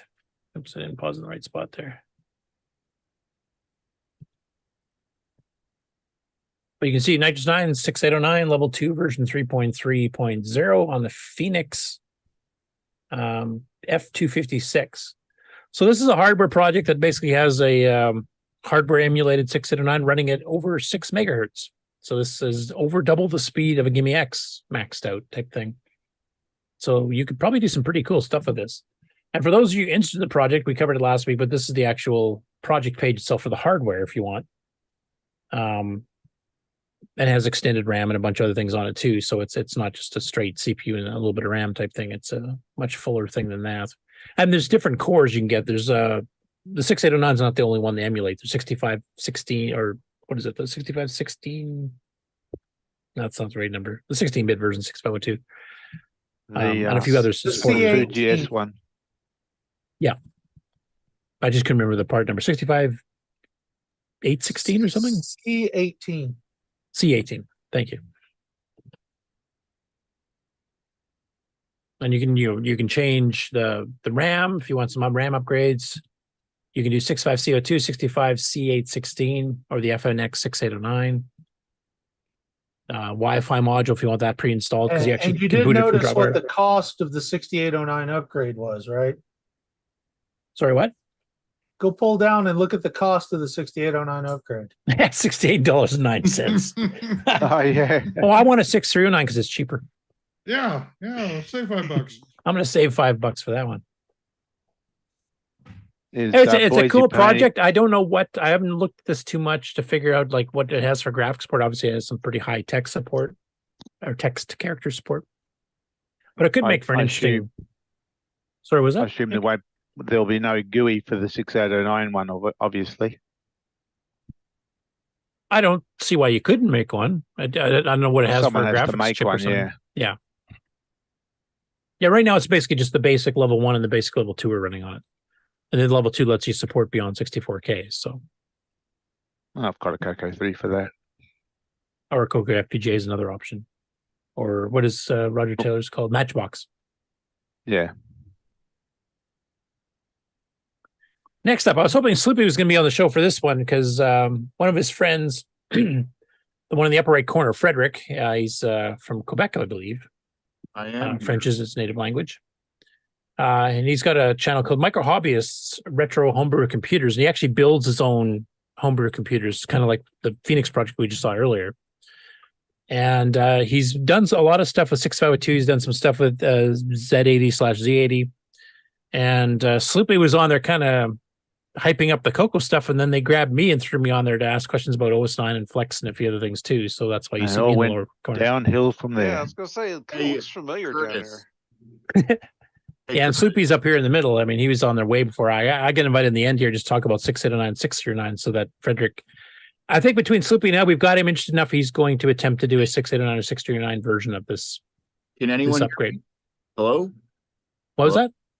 Hello? Oh, yeah. Hey. Hi, Sloopy. He's looped in. I am here. Oh. when did you sneak in? Look what the cat dragged in. When my computer finally decided to work. So anyway, I joined this quite late. So do you want to kind of give some background here beyond what I just said? Yeah, basically Frederick, he's a another Canadian, He's in what is that town? Montreal, I think. I've saw whatever it is. The one that's east of Toronto, the big one east of Toronto. And he's done single board machines based on the 6502 and Z80, and he was thinking about what to do next. And people were talking about various processors, and I recommended that he do the 6809 next, so that he did the trifecta of the 3 main 8-bit CPUs, and so that's what he's going to do. That's official now. He has decided that. He was kind of like asking me questions about what could you do for an OS for it, for example. So yeah, he's bought CPUs and such. So cool. Yeah, because he was on the fence about what to do, and he was considering doing another one, some other unimportant CPU, and aren't all the other ones unimportant, really? Right. Good work. That's right. Yeah, he's already done 2 unimportant ones. It's time to do a real CPU. Except for the 6502C, they are unimportant. And so basically he's in the works of doing the 6809, I guess.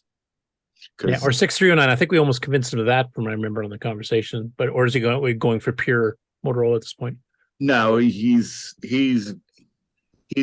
bought both. So okay. Nice. And 6309. But the thing is he wants to do a 3 megahertz system. So he'll pretty well need a 63C09 for that. Yes. So, because I don't think he's going to be able to find a CoCo 3 with a Gimme X. No. But yeah, and the 63C09 is actually generally overclocked to 4 and 5 pretty easily. So I mean, he could even probably crank it to 4 without any able text. Is that what they used in the old video games? They generally use 6809s in the old video, like you're talking like the Williams ones, like Defender and Joust. Yeah, but they were like 5 megahertz, weren't they? Nope, Or, 1.5. Straight up stock, yeah. Really? Oh, Yep. Some of the later ones then were. Yeah, if they're using them like for extra IO boards and stuff later on, I think there were a few that did crank it up a bit. I mean, officially Motorola only sold 1, 1.5, and 2 megahertz 6809s, and Hitachi officially sold 1, 2, and 3 for the 6309. But Hitachi itself has said, that they generally tend to overclock fairly well. You can usually get 4 or 5 out of it. Yeah.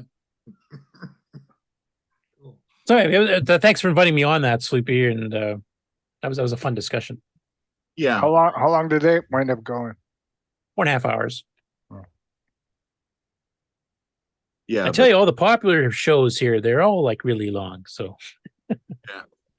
yeah, all the shows with Curtis are the popular. yeah, maybe that's the common factor. They're really long. This is normally an hour-long show. They got me on. Now it's 4.5. Oh, Julian Brown in the chat says, I was pushing for 6809 too, but I guess he didn't want to talk to me. I didn't even know Julian was around for that. Yeah.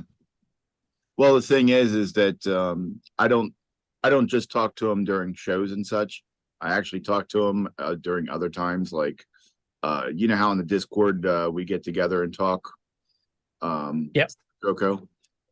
He and I are on another Discord, and he and I talk a lot. So it wasn't just me pushing him during on his inaugural stream. So it was also while we were talking in just general chatting and hanging out. So it wasn't. We'll get him converted yet. Yeah, it wasn't so much a discussion and a convincing. It was more along the lines of outright coercion on the borderline of abuse. That's so you're saying you lobbied him for quite some time. Good job. Yes, I explain thoroughly why. That's what you did. Political lobbying. So anyway, that's a new channel for him doing live streams, and he's playing. I don't know. Did he have a schedule how often he's planning doing these live streams? No, I think it was more of he scheduled it to discuss it, and he's going from there. I don't think he has a regular schedule for anything. Yeah. And you guys might recognize some of the other people besides myself and Sloopy on the call here too, like Joe's Computer Museum. He's done stuff with CoCo's before. Geek with Social Skills has just been recently doing some CoCo stuff. In fact, he's got a new video dropping on Sunday, which I'll be covering next week. That's CoCo related. And Frederick, obviously, we're getting interested in the 609. I can't remember Gutbomb. He's an Apple guy, isn't he? Yes, he's a Apple and mostly Macintosh guy. Do you think it's a problem when these guys that are used to programming the 6502 and C80 then turn to 6809? Do you think? I mean, Nick did that, right? No, it's not a problem. Yeah, It's like C80. a relief. Yeah, exactly. Yeah, it's like, I've got registers now and they're 16 bits. Why didn't I do math this before? 2 stacks. 2 stacks. Yeah. Yeah, that's what Frederick actually said when Curtis was explaining to him the layout of the CPU on the 6809. Yeah. Right. I didn't even get into all the 6009 stuff that got added. So in other words, it won't be hard for him to shift. No, the hard part is shifting your thinking, because you write like on a 6502, because you only have 8-bit registers, index registers. If you're accessing a data table or something that's bigger than that, it's self-modifying code basically to get around all this stuff. And you have to think that way. No matter what you're doing, you have to design it with that in mind. And if you're on a 609 with proper 16-bit offsets, you would do your table setups completely different to make them optimal. And a lot of the ports for the CoCo that were done in a rush from 6502, like Rescue and Fractalus, Cronus Rift, etc., you can tell they came from a 6502 because the data tables are still set up the 6502 way. And on a CoCo, they actually run slower and less efficient that way, which is one of the things when I sped up Rescue and Fractalus 12% on the 6809 was just flipping those tables around. You can find that in Color Basic as well. Yeah. That's neat. But yeah, so basically you have to learn the 609 enough to think, I can do this much better if I did it this way. Because the nice thing about 609 is it's got so many index modes, etc., that you can basically convert from other chips fairly easily if you just need to do a quick conversion, like quick and turnaround time to program it. But if you want to make the program more efficient running wise, then you have to actually sit and think a little bit and kind of get outside the box of the 6502. And you have to remember that all those other registers are there and that you've got 4 different 16-bit index registers to play with. If you programmed on a 6502 a lot, there's only A, X, and Y, and you forget about all those other useful registers until you come back and look at your own code and go, why didn't I just ABX this? Yeah, why didn't I just use you here? And Or you can ignore all that and just say, 6809 is no better than my 6502. See, I've proven it. So was 8088 pretty rough to program? I mean, not particularly. Or as it got to be a 386 and 486, that gets ugly. They were indexes. The 386 is actually nicer once you get it into flat memory mode. The problem is that it doesn't start that way. So you start off basically having to wrestle a 1970s processor to act like it's 1990. And that can go wrong on you quite a bit because it took a while for just even A20 gating to work right. So it's doable. Once the x86, once you get enough of the instruction set there, it's not any different really than anything else. But in the earlier ones, like the early 8080s and the Z80s stuff, you miss a lot of very fundamental math, and it makes you think in some really funky ways. Oh, I need to multiply by something, so I'm going to add 2 32 times or something just to get there. And yeah, so you end up with some very strange modes of thought in some corners with the other processors. I think 60 in the chat has said it best. He thinks it's a problem for them to go back. And that's what I experienced because I did my very first assembly programming on a 6502 because that's all we had at school. And then when I got my CoCo and started learning 689, I was going, oh wow, I've got a 16-bit accumulator. I even have a hardware multiply command. And then you go and you write some cool routine and you decide to go show your friends at school in 652 and you go, oh, I have to do this all in software now. I got to self-modify to get this stupid X register to work. And how do I fit all this back in the 0 page only? Yeah, exactly. Yeah. It's harder to go back because you get spoiled, basically is what we're trying to say. So I'm glad to hear he's actually going forward with that. I'll definitely have to keep me posted on that, Sloopy. Maybe some of us can help him out. Oakley dokley. Speaking of 609 assembly language, A familiar name from our past, George Jansen. Now, you may remember him from such hits as the 6 and 9 programming course that we did, about 2 years ago now, I think. Yeah. Also, if you guys have played the port of the 2048 web-based game that he did for the CoCo 3 recently, that's now in the archive and also on my site. He did that one as well. Of course, he did the old pack utility from back in the 80s and a bunch of other things. He's got a bunch of other projects too. We actually had some demos that he sent up that I talked about last week too for doing Starfield moving and stuff there, just if people want to grab them and take a look at. And it must be something about 6809 programmers in cool cars, because George has a whole cool car thing going on, sort of like Nick. So anyway, what he's done here is he's creating a 6809 assembly course again, going through his starting stuff, and he's done a little teaser video. He hasn't got anything fully out there yet, but I thought I'd play it. It's no talking head thing or anything. It's just some slides that he shows. It's only 23 seconds. I'll play the whole thing, but kind of give you a teaser of what's coming up. Is there any audio? Nope.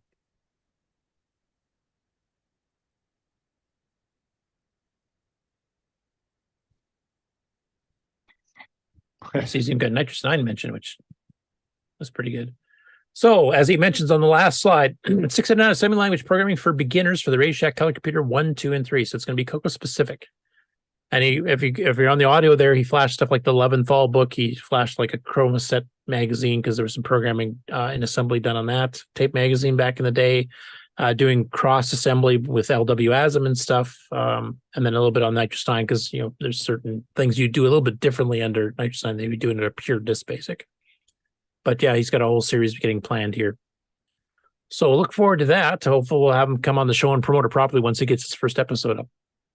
And definitely check out his 2048 game. That's fun. And also check out the demos that he put up on the Discord. Showing some experiments he did during COVID. Sorry, Alan, you were saying something? That's just fantastic news. And from his previous series that he did, there was some very interesting little side roads in the subroutines and things that he was working on that he just showed how to make some things pretty freaking effortless. So yeah, I'm looking forward to this. Cool. Next up, this is a rather interesting one. I haven't had a chance to finish watching it because it's in a foreign language, of course. And this, we've covered this channel before. This is Retrocomputo. And basically, you'll have to turn the translator on, the closed captioning in YouTube. But basically, this is a half-hour special on the history of Tandy and particularly the CoCo in Colombia. And one thing he mentions near the beginning of the video, which I thought was pretty cool, he said that the most popular computer series in Colombia during the 80s, during the home computer revolution, was the Ataris. But second was the CoCos. It was not Commodore. It was not Apple. But the CoCos were the second most popular in Colombia. And like I said, I haven't had a chance to fully watch this to see what all he goes through in here, but I'm going to be right after the show's over because I started watching and then discovered, the show's starting. I probably should quit doing this and actually get ready. So, but what I saw so far is actually quite interesting. Isn't CoCo a word in Colombian or means something? Well, he calls it Radio Shack, Tandy Radio Shack Color Computer here. So, okay. I think he does refer to it as CoCo. There's a couple of foreign language ones here that are on this week that I'll be covering a couple more just shortly here. So I can't remember if he's one of the ones that called it CoCo or not. I'm just wondering because if CoCo is a common word or name or whatever in Colombia, that's maybe why the CoCo was popular. Oh, maybe. I never thought of that. That could be. Do you think since it was like that, they would have more software that we've never seen? That's possible. That's in a different language, but that's entirely possible. And they probably started out with cassette, right? Like everybody here did. Yeah, everybody. Yeah. Because now he's shown stuff before disk drives and stuff. Like he's aware of the modern stuff that's happening too, and he's aware of the CoCo 3, etc. So, well, did their version of CoCo have the English ROM, or is it their native language ROM? That's a good question. I can't remember off the top of my head. And like I said, I'm finished watching this one, so I know he actually does any demos of the actual machines or if he just talks Oh, in about them. Mexico, they had custom ROMs with a few custom. Like there's an MC10. I wonder if somebody's listening can tell us. CoCo 1, older one. judging by Anyone? the- Anyone? Erico. Ask Erico. Yeah. He's from Brazil though, not Colombia, isn't he? No, Am I yeah, remembering wrong? but he might have an idea. I like the fact that they were made at Ford World in Texas, according to Google Translate or YouTube Translate. Yeah, that's. I'm sure Mark's just getting his guts twisted and not reading that. No, because if you are in Texas, one thing you will notice is that it is Ford World. There is a bunch of freaking Ford trucks here. Oh, is there? So that's actually pretty funny. I like it. Ford World in Texas. How unfortunate. Okay, so what is? Yeah, you're talking to a Jeep guy, Ron. I get it. Ram here. Yeah, he's bringing out the deluxe joystick. He's got the cassettes, drives from the time. He's got a multi-pack. Here he's going through the CoCo 3s, so obviously they got them there. I don't know if they were officially sold there, or if that was something they import. Look at that fan had no on chance. there. He's got a Pardon fan me? on there. You see the fan on it? Yeah. Oh on yeah, the top. yeah. He didn't put it in the case like we did in ours at work, but Extraction. It's good. I guess that's not modifying the case too much. You can just kind of slide it into those slots.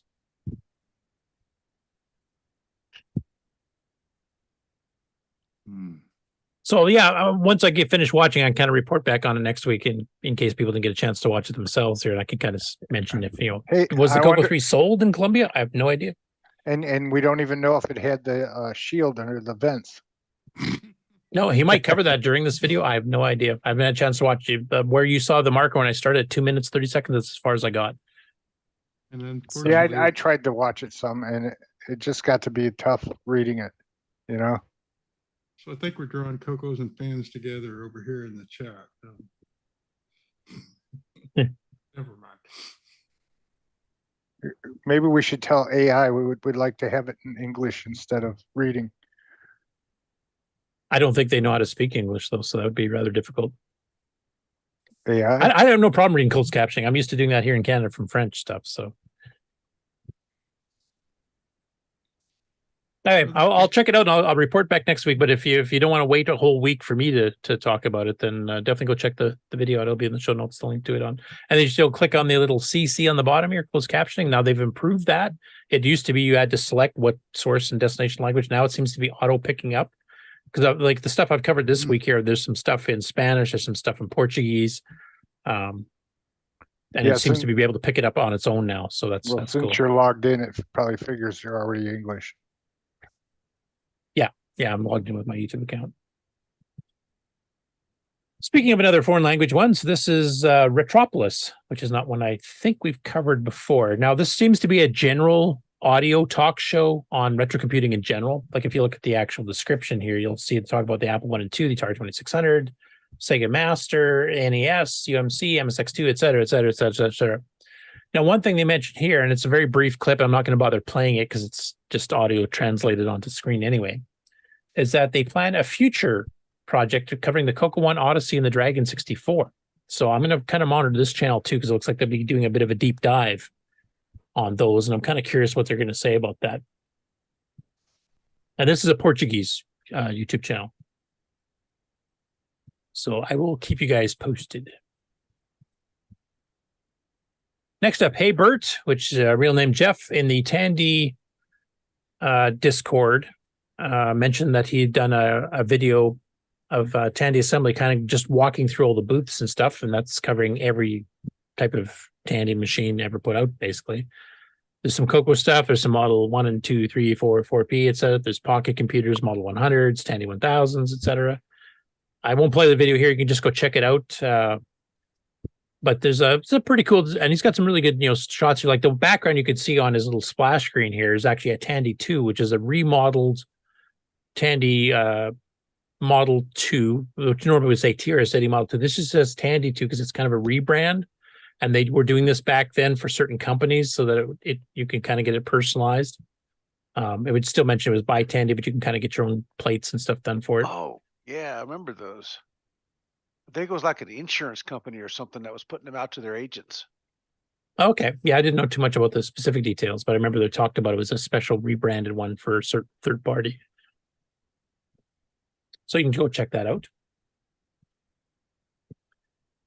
Jim Gary got a little bit busy, so he did Snoopy Curses Red Baron, which is a little graphic demo by Tom Casper, originally in 1978. So this is going back 2 years before the CoCo was even born, never mind the MC-10.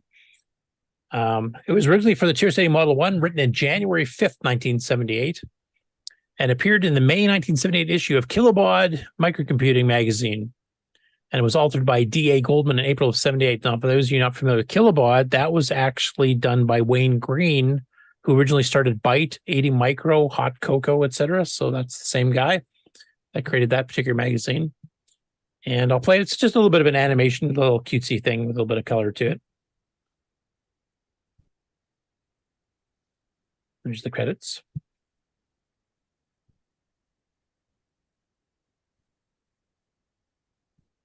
I think he's using SG6 here. This might not be SG4 because pixels look square. Yeah. So technically this is a 64 by 48 mode, not a 64 by 32. And he's going through the different color sets. Now that particular mode on the MC10 is restricted to, I think, 3 or 4 colors on the screen at once. And you have your choice, you know, a couple different sets, which is kind of what you're seeing here. But it gives you slightly higher res, and a lot of, not a lot, but several of Jim Gary's games actually use this mode. Gives you a bit more vertical real estate. Robert Sieg in the MC10, he says, trying to document and add several useful things for the TP10. That's the thermal printer that Tandy put out. That one I call, I used to say, you know, TP stood for toilet paper because that's about the size of the rolls of paper. He said, using my funny reader program, I added a feature to it and I call it this heavy printing. Check out my pictures, and this is a sneak peek. So those of you who have seen the dot matrixy look of these printers, they were usually pretty hard to read. But this actually looks pretty nice and clear. And the reason he's getting that done is he's actually got a little print routine that outputs the line, each line twice. The first one does a carriage return without a line feed, which basically returns it back to the beginning of the line. And then he prints the same thing again, this time with a carriage return. So basically he's double printing every line. So it burns into the thermal paper a little bit longer and a little bit hotter and makes the text more solid, not so dot matrixy looking. It's almost like comparing, say, a 9-pin line printer to a 24-pin, where you get a lot clearer. Do you think he's offsetting the print just a pixel or something? I don't think so. I think he's actually printing it exactly the same. It's just that, you know, because it's mechanics, it's a little bit off. It actually burns in and spreads out a bit more. We pulled the same trick in dot matrix back Yeah. in the day. You do the For same bold thing print. twice, and it's a little off, and it comes out really nice. Yeah. It's kind of interesting too because the lines are coming out printed differently between each of the runs. So if you look at like line 1026, it's all on one line on the left hand print, but the same line 1026 on the right hand, it put a return pretty much right up front. So the width is different enough that it changed the way the lines break. Well, that particular one is because of his print routine, which he discovered after he did these samples. Because he mentions in the comments that basically what has happened there is he had his funny print routine, not only does the double print, but he also tries to do word wrap. And that's what screwed that up. Yeah. Because he gets to the end of the line and he hasn't found a space or anything. So then it kind of shifts Word it differently. wraps it, yeah. So he's going to fix that. He's going to take out the automatic word wrap stuff so that the printing's consistent between the two.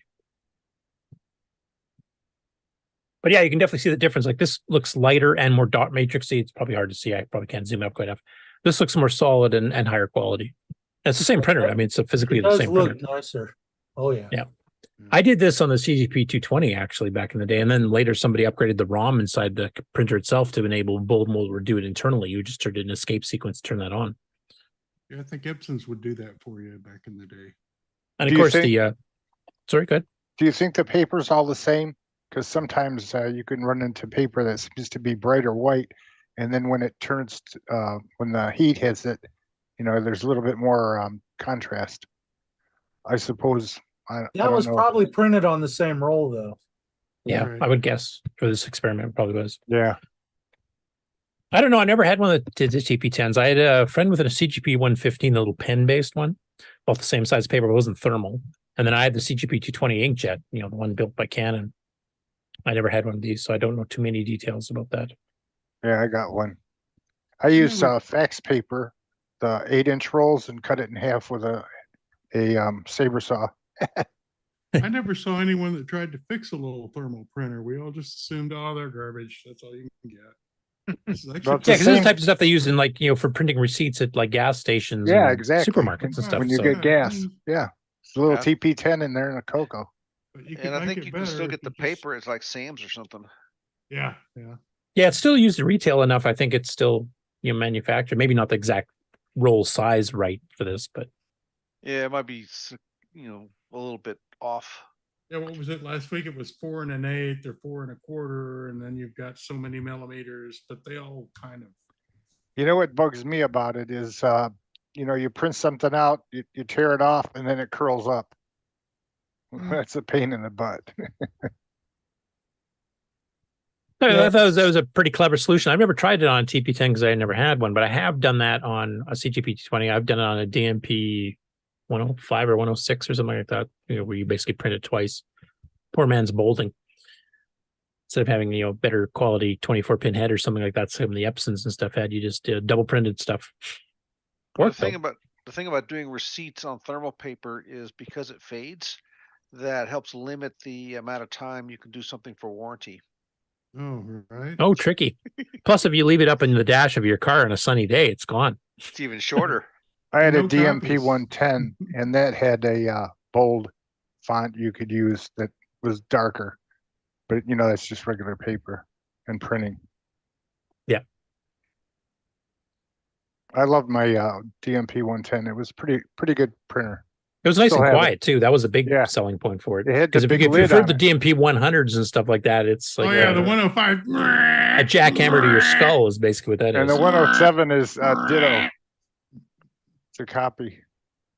I mean, the big management tally and Printronics, like the industrial line printers we had at work, were so loud they actually had special cases with foam padding and stuff that we could close over it to try to muffle it somewhat, and it was still really loud. Well, that was like at Burroughs. They had chain printers. They were in a separate room. No one went there while they were printing. And these were printer banks, like they'd have 33 or 66 hammers on a vibrating thing going back and forth at super high speeds. Shuttle. Thank you. That was the term I was trying to remember. Yeah, so the chain printer did 132 column line in one whack. Yep, same with this. They basically just would zzz, and then it'd be done the entire line in one shot. And why do you think they made green bar paper? That was just to guide the eye when you're trying to go across a chart or something. That's right. Yep. Which is smart if you think about it. Yep. And then the daisy wheel printers, you had to pour a slab of concrete to put them things on. Right. But it looked pretty. Across the room and smack a hole in the wall and head on out into the warehouse floor. And the daisy wheel printers came out with some pretty innovative ways of doing screen dumps, I'll tell you.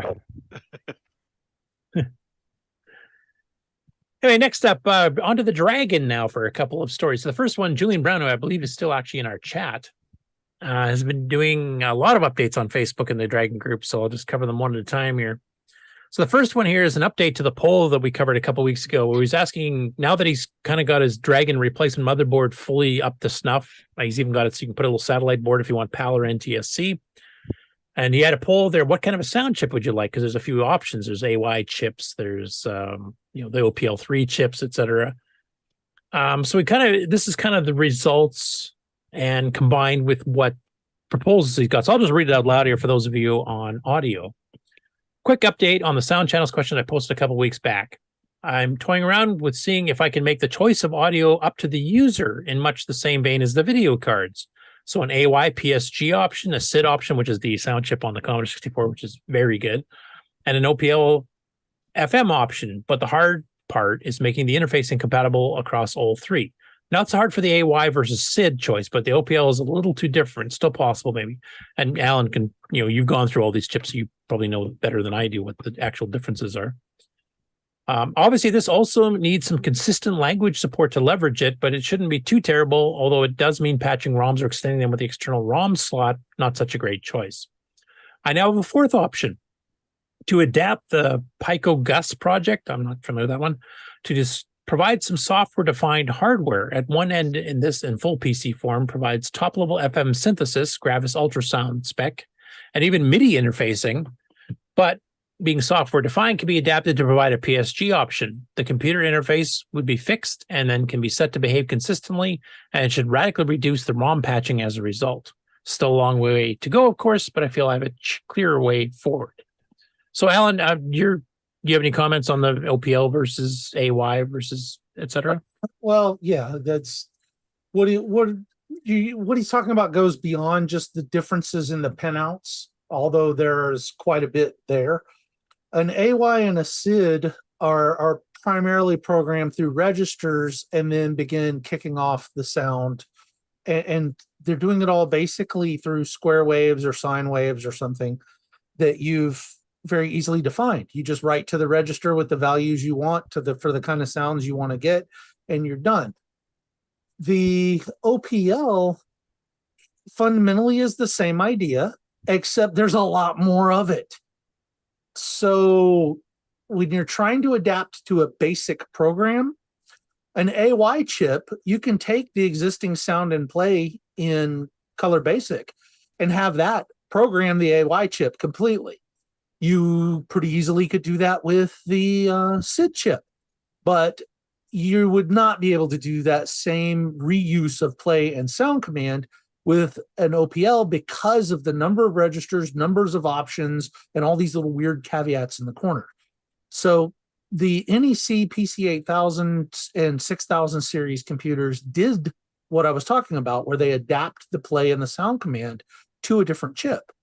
So on the CoCo, you have your Color Basic, you run sound, and it's just a timed loop. You run play, it's still basically just a timed loop, but it's done this macro language processing first. They took that, and Microsoft made changes for the NEC machines where the sound command doesn't generate sound on those. Instead, it programs the AY registers directly. But the play command still plays, but it's playing through that AY chip in that machine, and supports multiple voices, which the CoCo doesn't. So that's kind of what he's talking about, is that same patch that was used in N60 Basic on the NEC machines to change how the sound command and the play command work to work with a physical hardware chip. Not hard to do. The OPL, way too much hell to do that, because there's just so much programmer interface to those chips. Even the early ones, OPL 1 and 2, not just those still have 60 something registers you're dealing with. There's really not a good, easy way you could get that to go in a basic program interface unless you had it pull up a whole little GUI application or something. And then if you get into the OPL3 chip that's in the Mega Mini MPI, it's the equivalent of 2 OPL2s. So you've doubled your fun, and they don't work the same. One side works one way, the other side works slightly differently. And so it would take a lot of logic to deal with that. And that's what he's looking at. Yeah, so it'd probably be easier just to implement the 3-voice, SID or AY chip. If you're going to try to do PL3, you'd probably need a whole separate, ROM or something that has its own little library dedicated to that chip to try to. Which the Pico Gus gives you, because the Pico Gus is the Gravis ultrasound card, is that OPL monstrous thing that was used in PCs. Oh, okay. That's what I didn't know what that was. It had a reasonable programming interface, and there's a truckload of tooling out there for it already. So at the worst, you could convert stuff from Gravis ultrasound over to this Pico Gus based Dragon thing, even if you weren't using a programming language, like built basic extensions. We've got some comments from the author of this, Julian Brown, in the chat here, so I thought I'd bring those up. Important bit is that it is a new set of commands. The design retains the 6-bit DAC and would use the new language commands. Phantom 8-bit says sound, parameter 1, parameter 2, parameter 3, parameter 4, up to parameter 30. Mikey says, for Curtis Starr, further back, the Pico Gus is an ISA card with a Raspberry Pi Pico microcontroller interfaced to ISA. The Pico is programmed to emulate a Gravis ultrasound or other sound cards, which is kind of what you just said as well. Yeah, there's so many possibilities. That's why we have so many sound cards and standards. So for Julian, for the audience, Jeremy Spiller, the author of Xenix and Crystal City, published an article in Rainbow called Superplay, which takes the CoCo Play command and extends the music macro language to have a few more commands, and then diverts play from the standard, like 1-bit loop that it does by default to replay sampled sounds like you would have on the Orchestra 90, or to basically recreate full sounds on the 6-bit DAC. So that might be kind of an option to start looking at as well, Julian, is the Superplay code. There wasn't a lot of it to start interfacing to BASIC there. Okay, that's good. That's a good point. That would be published in Rainbow too, wasn't it? Source and all. Yes, it was. That would be a good start then. And the Tandy 1000, didn't their BASIC have the extensions for doing multi-voice play as well? To the GMC, yes. Yeah. Anyway, that's only the first of the Julian Brown story, so I'm glad he's in the chat here so you can correct me when I'm wrong and everything. Next up, Rev 3 boards have arrived with video boards and NTSC and PAL flavors. So the blue board you see underneath is the Rev 3 motherboard for the Dragon itself. And then the red satellite boards are your two different video outputs, NTSC and PAL. So that's where you basically just swap one in and out, or like if you order one of the motherboards, you can just swap the board out as to what type of video output you want.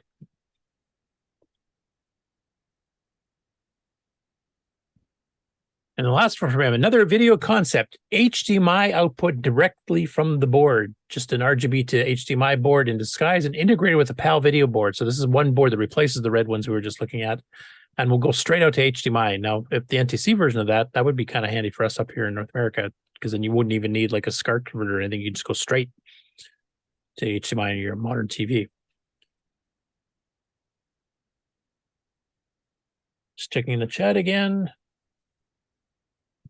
Phantom 8-Bit says Superplay was pretty cool, not just using a sine wave. A waveform editor is included with Superplay, and 14 starter waveforms are included, so it's quite good. I remember seeing the demo of that. I never really played with it too much because I was getting into OS 9 a bit too much at that time, but I might have to go back and check that out. I know like GraphExpress 2.0 has some multi-voice stuff and some control of the waveforms as well too, but it's a bit more limited on how much RAM you have free, because it's a lot of the driver for that has to stay in memory with your basic program, so you lose a fair bit of memory. Though it also handles stuff like overlapping, non-stopping windows and sprites and sprite collisions and all kinds of stuff too. But yeah, Superplay stays out of your way when for BASIC. It actually loads on a 64K machine. It loads everything up into upper high memory. I was just about to ask, it's not just CoCo 3 then, it's CoCo 1, 2, or 3. So that should work in the Dragon pretty well too. Why I mentioned it. Cool.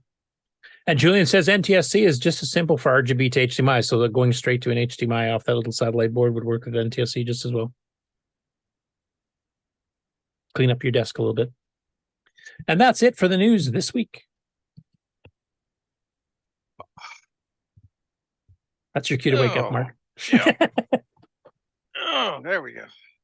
Do you guys remember years ago in the mall where they'd have a computer hooked up to a camera, and then they do this type of thing and print you out a nice picture of yourself or with your girlfriend?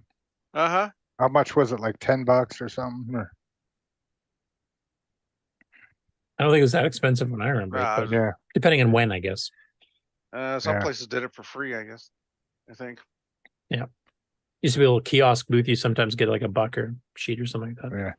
This is ASCII art behind me. So yep. That's how you did graphics dumps on a daisy wheel. Yep. Right. It's pretty cool. And overprint the same sheet 7 times to get shades of gray. Most of the ones I saw, if they were quick ones, they would actually just change what characters, because like an M is fairly dense and fairly dark, and like an I or degree symbol is pretty light. You just kind of mix the characters themselves, which if you stood at distance looks really good, but you get up close, it's kind of a mess. Yeah, actually, I think one of my newsletters actually has one like that here. That it's a palette. I was deranged enough to do RGB captures and then print the 3 plates over each other to get one black and white printout that was pretty nicely defined for a CoCo. But it was a lot of work. Like here's a cover of one we did for our newsletter, issue 14 from '88, which is one of the Warner Brothers characters. Oh yeah. Yosemite Sam. Yeah, it's just a mixture of like I's, periods, H's, M's, W's, slashes, sevens. Basically, they assigned each ASCII character a density level of like how much black is represented and how much versus how much white, and then you just kind of treated them as pixels at that point. Cool. Well, was that everything for the show? I think so, unless somebody else has anything to add. Anything upcoming? Tandy Assembly meet, obviously, for those of you in the San Francisco area in 2 weeks. Okay.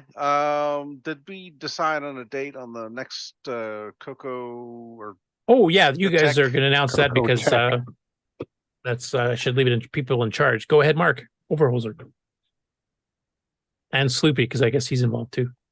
Oh, you're talking about CoCo Tech. Yes, CoCoTech. Well, the only thing that's inscribed in stone right now, is episode 1 of CoCo Tech that Sloopy is spearheading this coming Tuesday at 8 p.m. Eastern Time.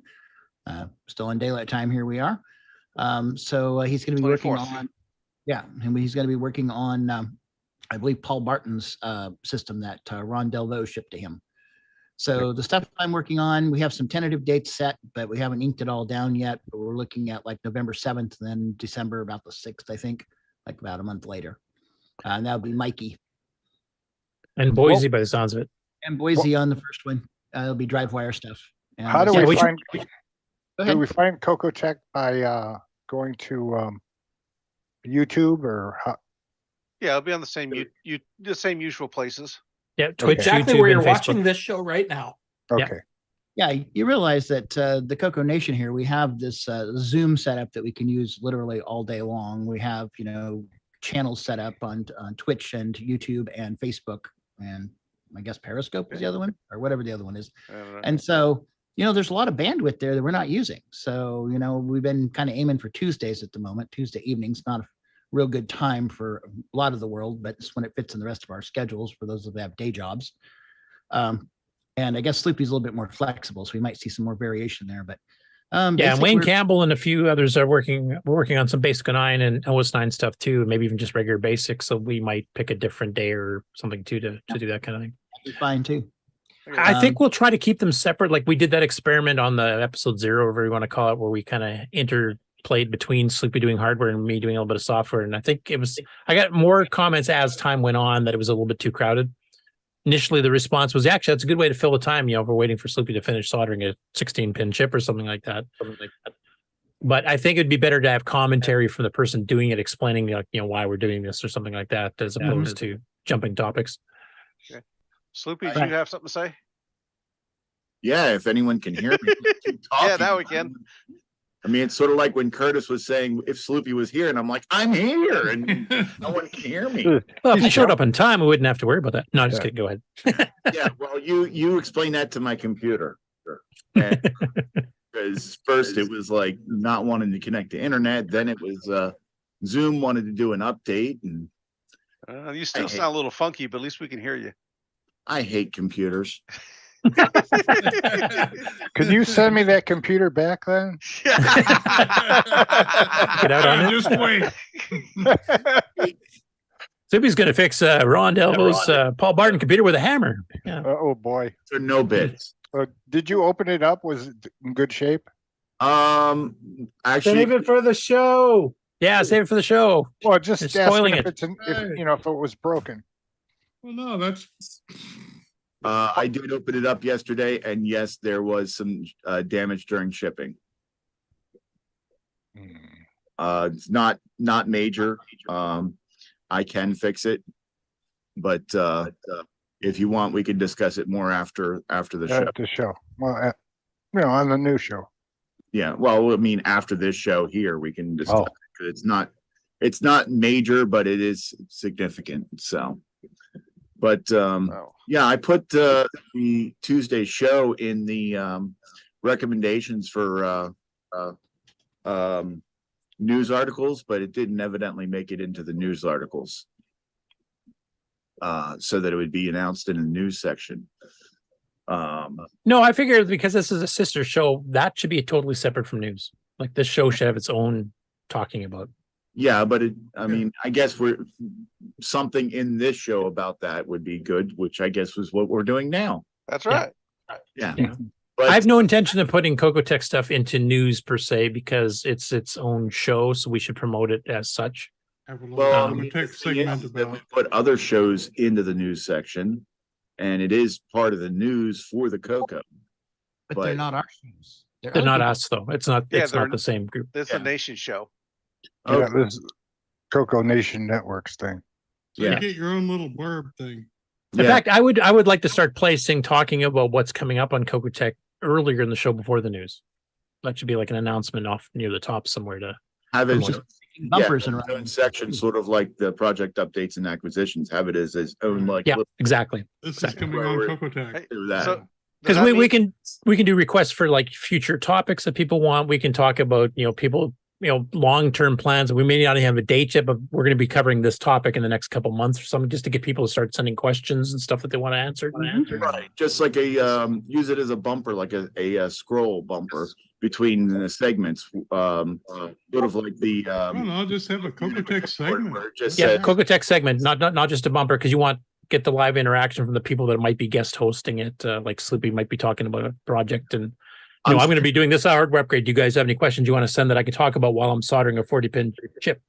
Yeah, I'm saying in this show, just a thing, and then saying, hey, if you have any related questions or comments, message us here or email us, whatever. For those who are familiar, we can do events on YouTube, where it shows you that event coming up.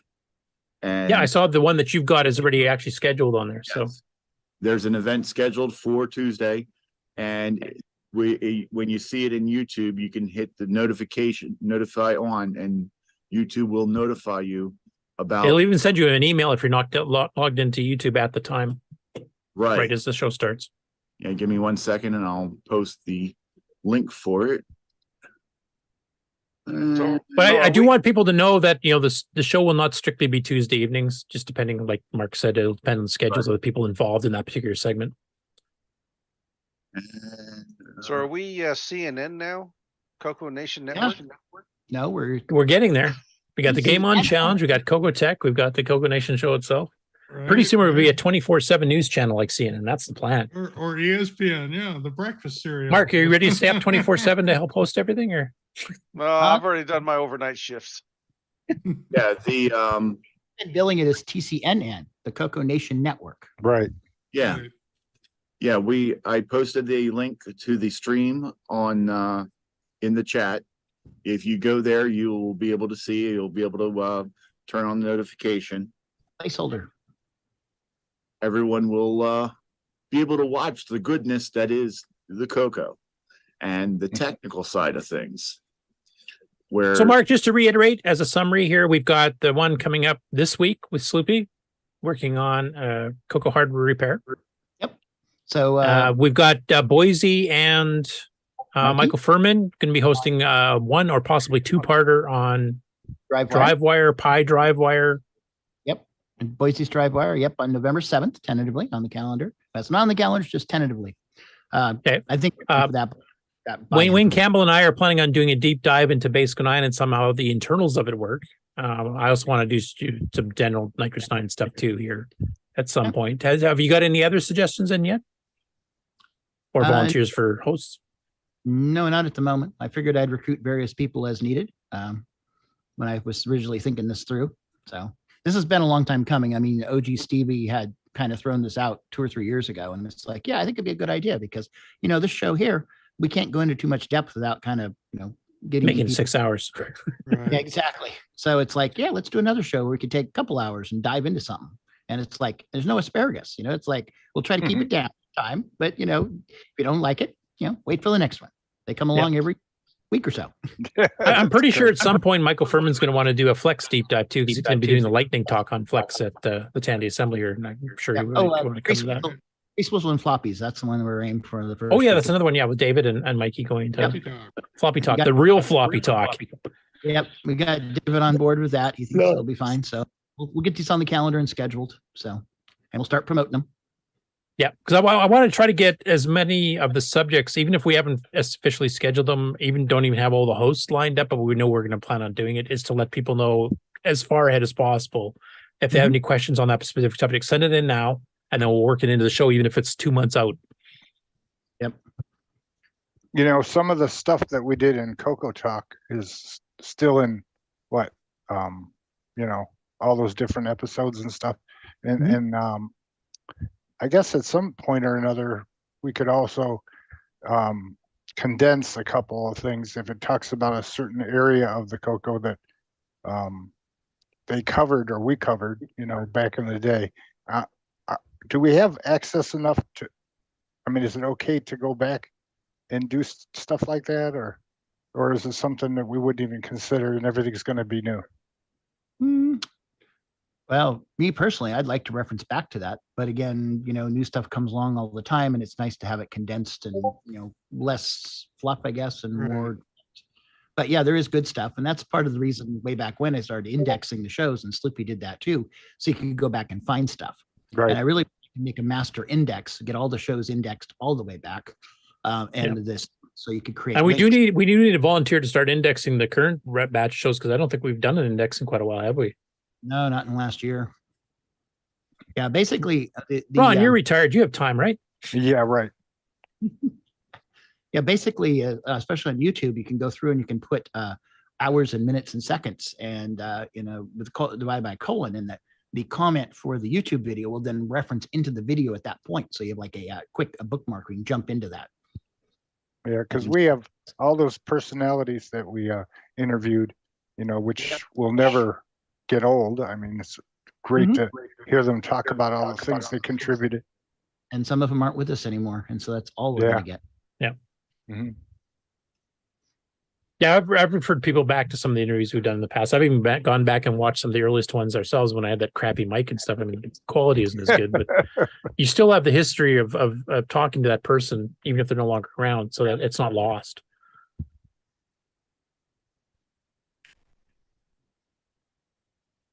So anyway, look forward to multiple episodes of CoCo Tech coming up. We'll keep you posted every week if we've got any further, announcements of specific episodes, when the running of the hosts are, what the subject matter is, etc. But keep suggestions coming. You can send them out of the CoCo Tech page on Facebook. Thanks to Rod, created that page. We also have a CoCo Tech section on the CoCo Discord. You can send suggestions there. You can even email us at the CoCo Nation Show. Or what is it? Whatever our email address is. I never remember the damn thing. Need to promote that more. We need that running in the thing here on the bottom of the show, so I can look it up. The email shows on. Actually, it's scrolling across right now. Is it? I can't read it because it's on the little thing here on our Zoom. We don't see it. It says email the show at info@thecoconation.com. There you go. Or you can email it show@thecoconation.com. Yeah. Should we create an email account for CoCo Tech specifically?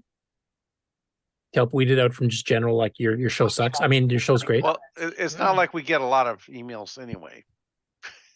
Well, the show hasn't really started. No, Is there a Discord channel? I got emails in general, so yeah. Well, probably because none of us ever remember what the email address is to tell people. At least in my case. Yeah, and we have so many other contact ways. Facebook with the main CoCo Nation page and the new CoCo Tech page, and of course the Discord and the channel there. There's so many other ways to contact us. The email's probably the last of them, but we probably should have one just because. Mark, are you basically the head of this whole effort, CoCo Tech thing? I think I am. Okay. And I need to send you a thing on this. Basically, I kind of spun the thing up in that OG Stevie had mentioned this, a couple of years ago. Yeah. And so actually about a year ago, I think it was. Yeah, it was on my anniversary. I basically sat down and penciled out an interview outline, kind of like what Curtis does when we interview people, and sent it to Stevie and said, hey, I'd like to do a show on, CoCo Talk where we would, do focus on tech and do this. And he says, hey, that's a great idea. I think we should do that. He says, I know you've been talking about that for a couple of years and I want to make it happen. Yeah, I actually made this logo up in January. Yes, I made ask you to make that. Yep. And that's why we rushed out that first episode, the episode 0, just to get the ball rolling here, because Mark was quite busy at the time, so he didn't really have time to do it, because we talked about it a few times too. And then Sloopy and I just kind of went, wow, just doing, but while it's still Septandy and the fire's hot, we get some new people in to watch. Yeah, no. Put me in there. I was waiting another week before I did it because I wasn't ready yet. You're the one who twisted. I wasn't ready yet either, but if you wanted to make Septandy, the extra views you get from that, you had to hit it while the iron's hot. You can't wait till October, because then people quit searching for the tag, they never see it. Good idea. You should have told me earlier in the month. You shouldn't have waited until the week before the end of Septandy to say. Well, I was hoping that the natural part of the show with Mark in charge would happen, but Mark was too busy, so then I waited too long, I guess. I was getting ready for the Seattle event, so anyway. Sometimes you just gotta say, screw it, I'm going to do it anyway. Well, you basically jump started the thing, so now it's a going thing. So everybody get on board the train. Yeah. Now, once again, though, we do need a volunteer to start doing the show notes. We do need to get that going so people can search out specific topics and actually find them, because that's missing now and has been missing for a year. So it'd be helpful. Hey, Ron, what was your question, by the way? You Well, asked me. I did want to ask or say I made the logo up in January, and really nothing really happened. And every once in a while I'd show it, and ask about it. And then finally it's starting to come forward. If I had known that CoCo Tech was going to have all these different segments, I probably would have designed the logo a little bit different to include those areas on the side. But I did make up for it, and I, added some of those things on the corner, and I've gotten some feedback from some people, which is good. But that's the evolution of how it came about. If like I say, I would have done it different, but if any of you guys have ideas about, what you want to do or whatever, if you want to change the logo or something, get in touch with Mark. He's basically the boss master. Hey, Ron, I don't blame you at all. Initially, when I penciled this out, like I said, I posted, and I'll send it to you because I don't think you saw it. The outline, I was thinking of like an interview show, like when Curtis was doing, interviews with like game creators and stuff. And so then when this thing kind of kicked off, then we had like Sloopy doing hardware, and that's more like a hands-on tech thing, tutorial type of thing. Right. Really a different facet than what I was thinking of. And then, the software thing is going to be similar but different. And so that's when I kind of came up with the idea of kind of co-branding or sub-branding. CoCo Tech and as a sub-brand. So yeah, you're not behind on it all. Thank you very much. Okay. He did excellent work. See the CoCo Tech channel on Facebook, and you can see all the graphics and make comments on them if you think we make it better. I just want someone to make it out, and we've already had some great suggestions from Sloopy and others, and they look so much better. And so let's make this happen. Good. And Ron, did you catch one of your January logos in the pre-show today? I think is it something you always run, right? Yeah, well, yeah. I reworked it this morning. Oh no! And added one of your, instead of the Septandy one, I added yours. Oh, cool. Thanks. Also, welcome to Martin Mack, who on that stream that we covered earlier in the news there, that was his first live stream that Sloopy and I were on, because he was in that call too. So. I don't have really any ego on this stuff. I have enough Facebook groups to take care of. And, if one of you people can do something better, do it. It's, I'm for it. It's awesome. It'll work out. I'm just glad there's somebody like Ron that I can ask, hey, could you throw this together for me? Yeah. I'm majorly happy with that. Someone that has some graphics talent. Yeah, exactly. That's the reason I think Ron does most of it, because he actually does have a background of that. He can actually do it. I can't even draw a sprite after a day. So, right. But we do need somebody to start indexing the shows again to make it searchable for people that have picked up a CoCo to garage sale and are trying to fix some hardware or are interested in the history of a game, or because we interviewed the person or whatever. We do need to get those going again. And Sloopy's got so much hardware stuff going on now, I don't think he has time to do it anymore. Yeah, and we can train you, and it's really easy. Anyone, even if you don't know anything about streaming or video or anything, it's not hard at all. All you have to do is be able to count to 59.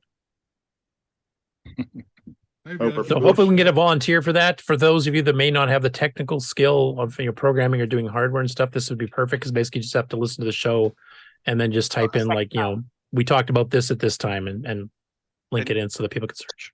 And you don't have to listen to the show. Yes. And whoever wants to put on something, you don't have to be the streamer. Alan shows does something similar to that when he does his recap, and we'll get it in the email, I think. Mm-hmm. And I think he does a great job on that. And if nobody's ever said anything, I'm saying it's great. Thanks for doing that. Yeah, thank you, Alan. Yes. Yep. And a shout out, thank you to Martin for joining us, and Eric Sedge for joining us on the show. Oh yeah, I just noticed Eric's there too. Greetings.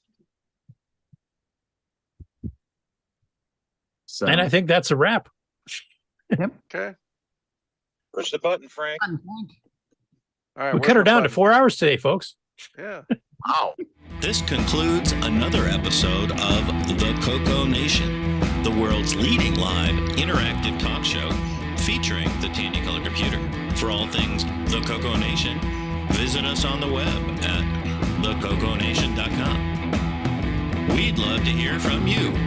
Send feedback, suggestions, even segments via email to show@thecoconation.com. The CoCo Nation Show would not exist without the community and its cast and crew. The CoCo Nation theme song, copyright 2022, D. Bruce Moore. Mixed, mastered, and produced by D. Bruce Moore. The CoCo Nation is over. Join us on the CoCo Discord server. CoCo forever. And now for a bonus fact, Frank Linares actually texted me because his message got blotted out in the chat earlier. We're talking about, the different languages and what CoCo possibly means. He said, CoCo in Portuguese means poop. Spanish is very similar. Great. So I thought I had to bring that one up. Well, our next episode of Poopy Tech will be on the 24th. We'll be covering the poop too. Yeah. How to upgrade it. Very descriptive. Good night, everybody. Well, good night, everybody. See you next week. Bye-bye. Push the button, Frank.